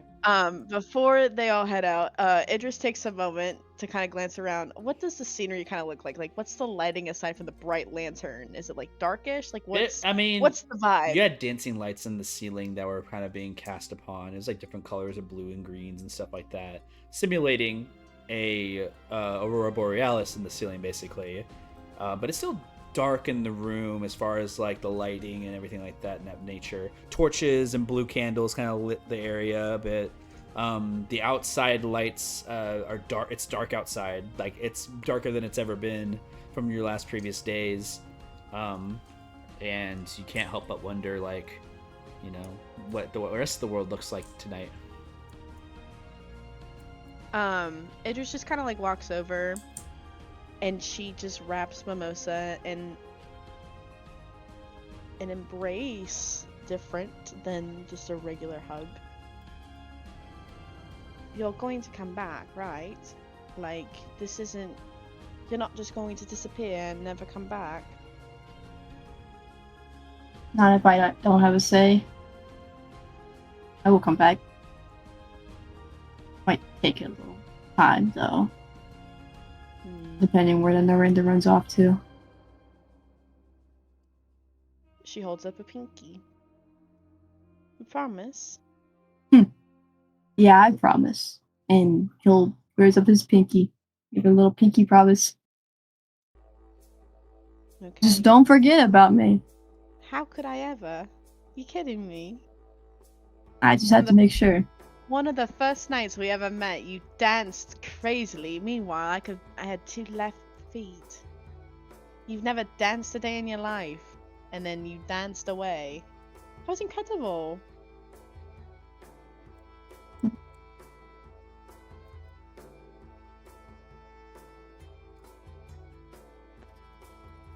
All right, you can pick me up now.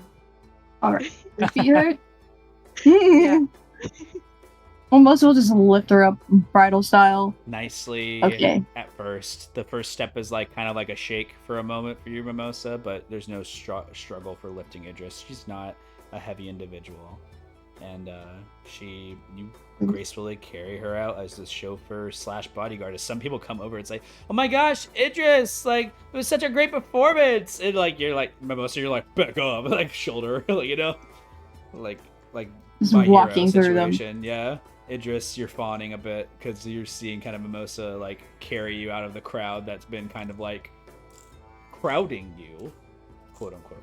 So you're safe. After Mimosa exits, he's gonna he has like a super serious face as he's like walking through, but he's gonna like look around outside confused. I don't know where I'm going.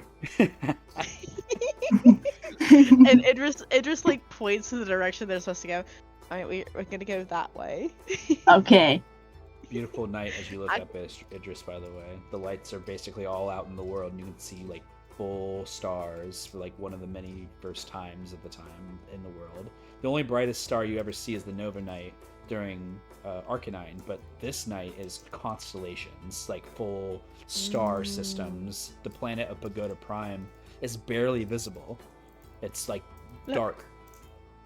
Idris like kind of like taps Mimosa's shoulder and points up. Look.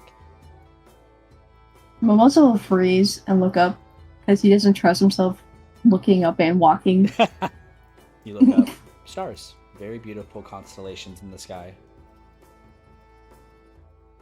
Almost look like the little markings on Ymir. Right, I was thinking the same thing. There's a term, like kissed by starlight, and it's like you manifest this like kind of silvery glow, and I always kind of associate Ymir with it.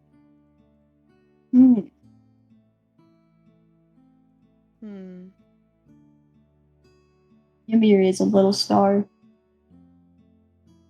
He is. I have to thank you. Thank me for what?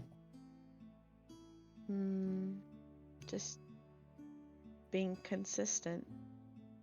I can be a little difficult at times, and I recognize that, and I don't know, I appreciate you just being here and being me and sticking around. I mean, what's a life without some spice to it? You've got enough of that, don't you?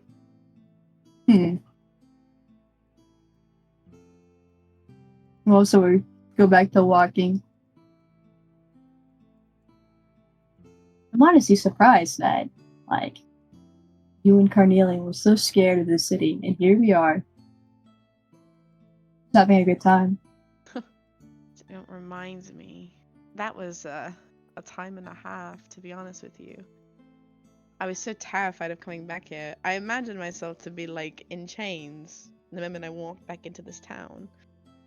I just kind of accepted defeat before it even happened because, you know, you make mistakes when you're younger and sometimes they follow you around, and now I'm being praised as some kind of celebrity around here. You think the guards would start jumping around if I just started saying regalia? Melissa will look No, down. no, you remember that, you Yes. demon. It's not even on my file anymore. There's Is it? this no, I checked it out. It's not even on there. We have files? Wait, oh, you don't know, did you? Next time, well, because we don't have tomorrow, when you I come mean, you back, can check for me. Just tell me about it when I get back. I could check for you. So long as you You come also back. check out Liam O'Connor. Liam O'Connor, okay. Any notable name with him aside from just his name? I wouldn't know. No? Okay. Liam O'Connor, okay. Anything else you want me to do for you while you're gone? Make sure my father doesn't spaz out.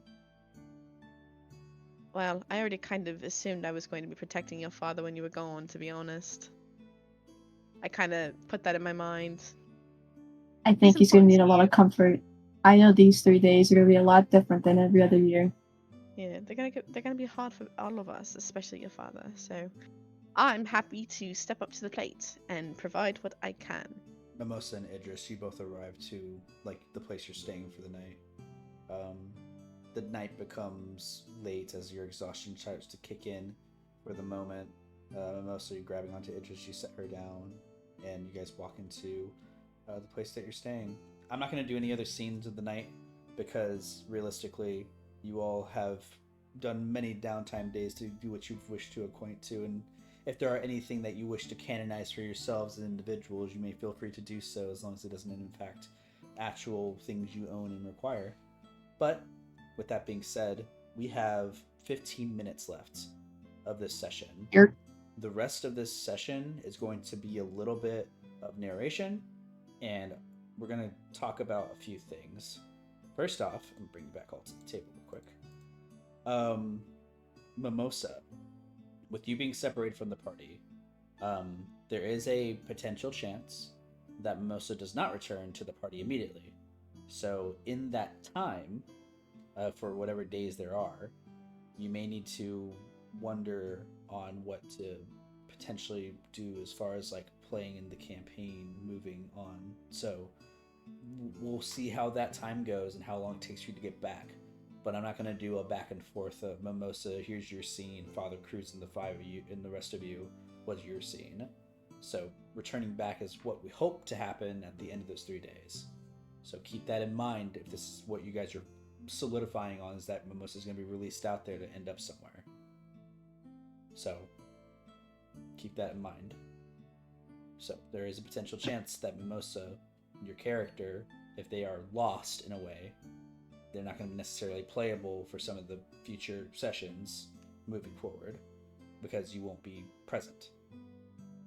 And the party will have to seek you out. Secondly, for those of you who are going to be participating in this hunt for the next day, that's going to happen next session. I'm going to narrate a few things. Now, changing my scene real quick.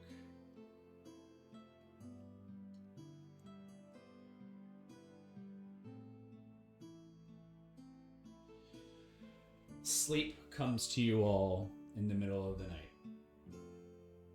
Eventually, all of you guys making your individual rests find yourselves dreaming. Whether or not it be happy, sad, confused, love, hate, fear, is a night of rest. The triple eclipse occurs. A divine power of the Lycorium moon Pagoda Prime set in its destination between yourself, the moon, and what other systems block out whatever light source goes beyond this planet. Darkness. As the last hour of sunlight you ever have had has already happened the night prior. This dim light throughout the entirety of your next day, until eventually it goes to black, to night, to darkness. The scene we're going to paint for you all. The beacons. Arlucia, Arcanium beacon. You hear the hums of arcane power surrounding the entirety of the city as hexagonal powers and prisms go. And just ignite the surrounding vicinity of Arlucia, creating this giant magical dome, blocking out everything. The beam still shooting out from the sky, undampened by the light, by the darkness. It is its own divine presence that doesn't give off a glow anymore, but now you can see the isolated power that ruminates and shoots up into the sky. This light is everlasting and prominent in this night, and is the brightest thing about this night of Kinojis is this city. You all look beyond the expanse of those shields and see nothing but darkness. It's almost as if you're in the Shadowfell itself, the way that vision just cuts off as soon as you hit the barrier, the outskirts of one of these domes. There are cities out there. All the Makoti doesn't have this technology. They all rush to Halavar, their closest city, to find shelter and be within the beacon area. All made preparations for it. Those who can't afford to make the travel or trip risk being in the middle of the night for those 3 days and locking themselves away, hoping that nothing comes with them in the night, or no light makes themselves present. Oracle has multiple beacons, powering themselves in most of their little smaller cities from each of their individual control. Genesis, the original beacon of the East Continent, glows in a blue hue, all of its floating sky cities and individual small landmarks all glow with the same shield it does before. Every major city, the Epsilon, Circle of Epsilon, the ditch within the middle of the old Ventura crater, covered. Everything is protected in these 3 nights as long as it's in a major city. The outskirts, the frozen wastelands, the Fiasco League, even most of their islands, covered. The hardest effect is always on the West Continent. The East Continent has its run-ins with the Hunt sometimes, but the West one has the worst interactions. The Brocken Forest, being one of the darkest forests, typically is the first place that the Hunt crawls through. You all see in your visions, your minds, the world itself turning into a dark, pale void with only bright light shooting out into the sky, and you can almost barely see the divine shield surrounding Lycorium. Barely. The shimmer of magical divination that blocks out the prime gods from the reach of humanity.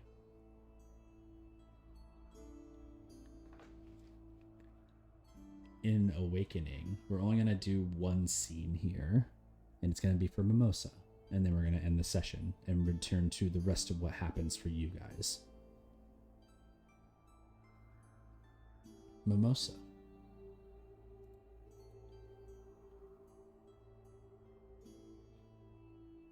Put you in the infested sands. Mm-hmm. The night is cruel. You have your magical items on you still, correct? Yeah. Okay. You hold your lantern in the darkness. The bright light turns dark. It's no longer a sun more than it is a shadow of something that was bright, and all you can see is the beacon of Halavar and the beacons of Oracle. You don't even see the beacon of Arlucia being too far away. You can't even see where your friends may be. You feel in the middle of nowhere. Sand beneath your feet. It's a cold desert.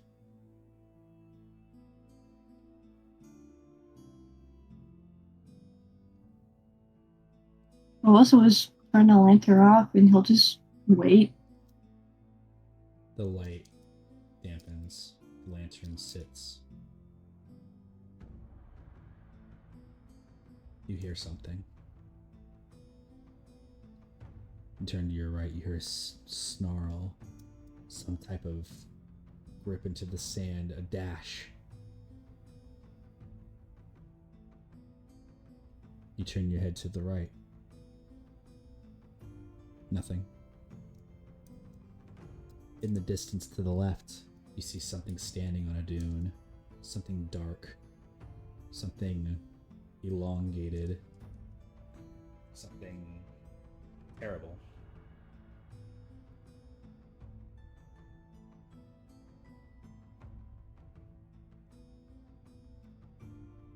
And it looms in the distance. Where light once was no longer is, and you see that the creature no longer goes and attracts itself to it. It moves in a direction towards you. You are still Mimosa. The first time you see the creature that you were afraid of approach you. What do you do?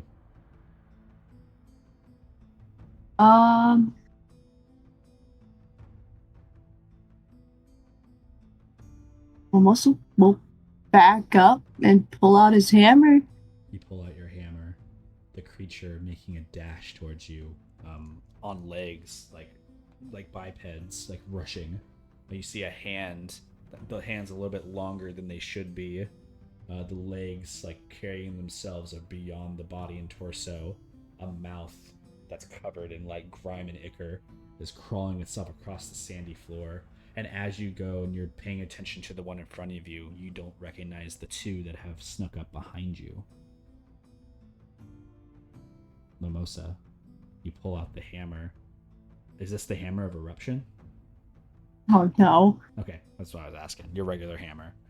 As you pull the hammer, the first thing you feel is your hand grasped from behind you as one of the shadows kind of like interjects its fingers with your fingers and takes the hammer out of your hands. And it falls to the ground, and your hand is binded. You turn around and see one shadow has already grappled you by the shoulder, and another one, an Icarus smile, as you feel teeth gnaw into your shoulder.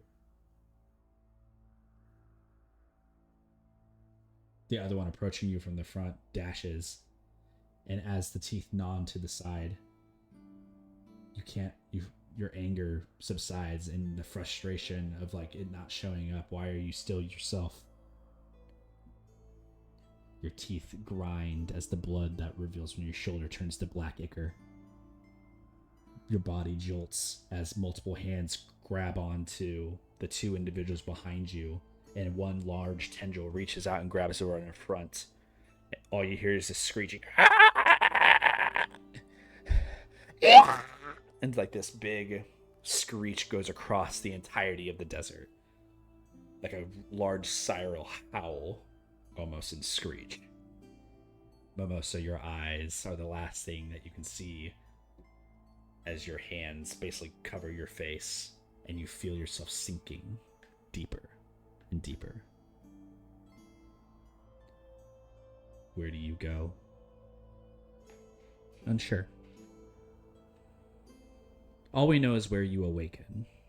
Because in a blink of an eye, Mimosa, it's hard for you to remember anything that's going on. But you look around. It's cold. It's no longer the desert you once were in, and you are just Mimosa again. You don't know how much time has passed. You don't know where you are. All you can see is trees and forest.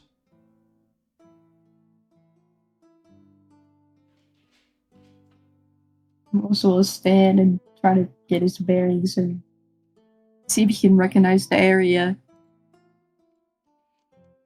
Hard to tell.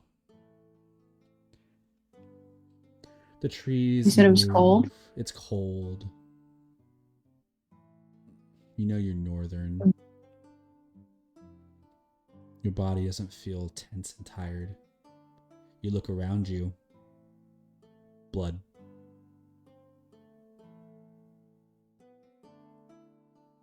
Not yours. I'll also look for bodies. Start to peruse around. No bodies. Just blood pools. They seem to have trails, almost as if they're moving away from your direction. You follow one of the trails and eventually you find somebody who is leaned up against the wooden post. It's Liam. Bleeding. Mimosa will bend down and try to stabilize him. What are you doing? He's gonna. Do I have? He's gonna take off his his amulet of the drunkard and give him alcohol. As you reach to do these things, he reaches out to you and says, "What are you doing, you idiot?" Trust me. And as the alcohol pushes towards their direction, or sorry, the amulet pushes towards it, the illusion faints. It's not Liam. None of this is real. The tree isn't even real. You push your hand through it.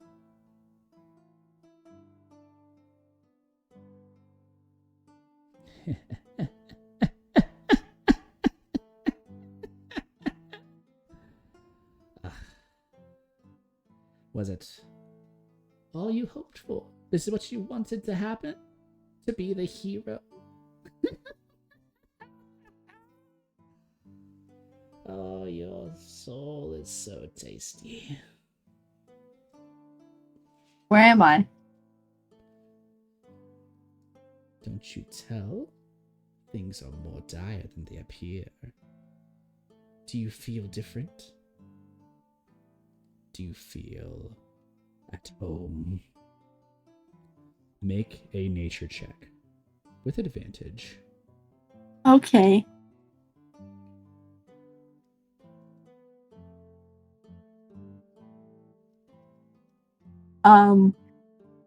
Dirty 20.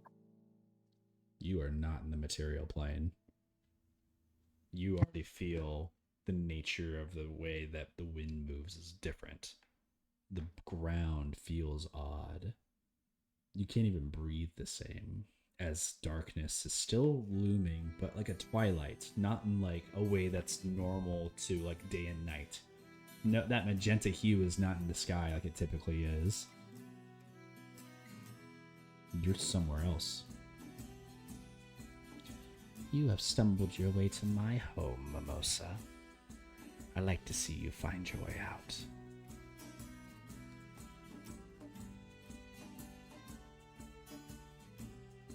Moses just gonna rub his face. And then, I don't know, I guess he'll just start looking around for anything. As Mimosa gets stuck into the Grim Wild, that is where we're going to end this session. Womp. Damn. What a fucking session. Campaign 2 has been really cool, guys. Yeah, no, it Yes, was you do. really fun. I loved all the characters that we had. I loved all It the was interactions that we great. had. Now to find out, it's gonna be like a prequel the next session, what happened? Oh my gosh! What's How the did we Grim get Wild? here? There's the Grimwild, and then it's in the Fae. There's two parts of the Fae. There's the Grimwild, and then there's this other side that I forgot the name of. But Grimwild is basically night, and this other side, the good side, is day. Okay, much. so it's part of the Feywild. Yes. Yeah, same. The dimension. evil Feywild. Yes. The evil Pretty side. much. Yeah, That's actually. legit. Okay. Literally. On the note. On the note, you kind of hit that. Evil Feywild. Okay, I'm putting that in my notes. It's in there. The Grimwild and the Fey rule. Hey. I What a predicted this time to today. be alive, The hag y'all. took Mimosa to her. Call me Jacob. You said it in the beginning, and I was like, "Nuh-uh," and I was like, "Yeah." Huh. No. Shit, she found me out. And now he's in True. the Feywild. All of them true. I lied. It's your home or some shit. Don't you recognize? Hey man, your if I'm trackable. Sometimes I double down on that. I'm like, you know what? You got me. You know what? You were right all along. So Potato, we will talk about potentially what that means for your character and as far as what you do for the rest of these sessions to come. And we'll talk about it. I should have given Mimosa the orb of time. It's cooked. Goodbye, Mimosa. Saving Private Mimosa. Dang. Emma, Crazy. she can't fall asleep. If Mimosa falls asleep, he's gone. If Mimosa falls asleep, you're just gonna find him asleep. No. Yeah. Why not? That's how the time would work, probably, yeah. No, Jacob already told me how time works. Okay. Jacob's Yeah, lying to you but, like, guys. It's like our material time. So it's like if we meet up with him, looking for him, and then like He's asleep. sleeping, Middle of the time. there's a lot of Find time him. for him. to That's sleep why and it do more that. relies on you guys more than it does on anybody else. So. Huh? No. If you're asleep, Thank you for a session, time can Jacob. pass in the Feywild weird. It does. Yeah, That's why no, sleep but bad. if we're coming in, because we're going in, we're not Thank you, like Bob. gonna ignore the fact that he's gone. We're going to him, right? No. So we're cutting I into- mean, like, if he's asleep, right? He takes a nap in the Feywild. A year could pass in the material plane. Are you okay? I'm Are being you joking serious. or are you like? I'm okay, being serious. Jacob told so me this. listen to the interception though, right? Yeah, Mom. During that year that is happening, we can go in that year to stop him from sleeping. Like probably like first hour of his sleep, maybe depending on what time it is. We won't return So, back to Mimosa's scene wouldn't get his basically full for a sleep. while. Yeah, he wouldn't get his full sleep. Like not a lot of time will have passed. Like Mimosa will not have any like playable scenes in the Feywild unless Potato chooses to reprise like a message for ascending. Whoa, man, that's fucking Until crazy. dude. Like, until exhaustion hits, yeah. I mean that's all you can really do, you know? He can only not sleep for so long. he sleeps, he's cooked. I mean you got 3 days. Jacob's lying. It was a crazy switch up, you know. Hmm. Well, Well you're gonna go got to the rejected by Shadowfell, so it's cool. princess. Got rejected by princess today. Low key, kind of a flex. You know, you don't get rejected by princesses all day. I Not too mean, often. That's like the Yeah. opposite too. How often does a princess reject people? So it's kind of like, I don't know. I hate it. To be fair with you, Just kidding. what kind of a fucked up part is too? Like their whole problem ever meeting them was like I've been promised to so many people in these like relationships, and then like they finally get free of like all these promises, and then here comes Ymir. So a relationship sounds cool, right? That's not what he said. I know, but He like said, it's, "Let's He said, I'm kiss." interested. it's kind of like I'm you just know, it's kind of like oh you're That's what over he it said. already. He said, I'm interested in you, and I just want you to know that. That's it. Yeah. So, What does that mean? what does that mean? You have Ah. Wait, what does it? But like, is that like serious stuff? Yeah.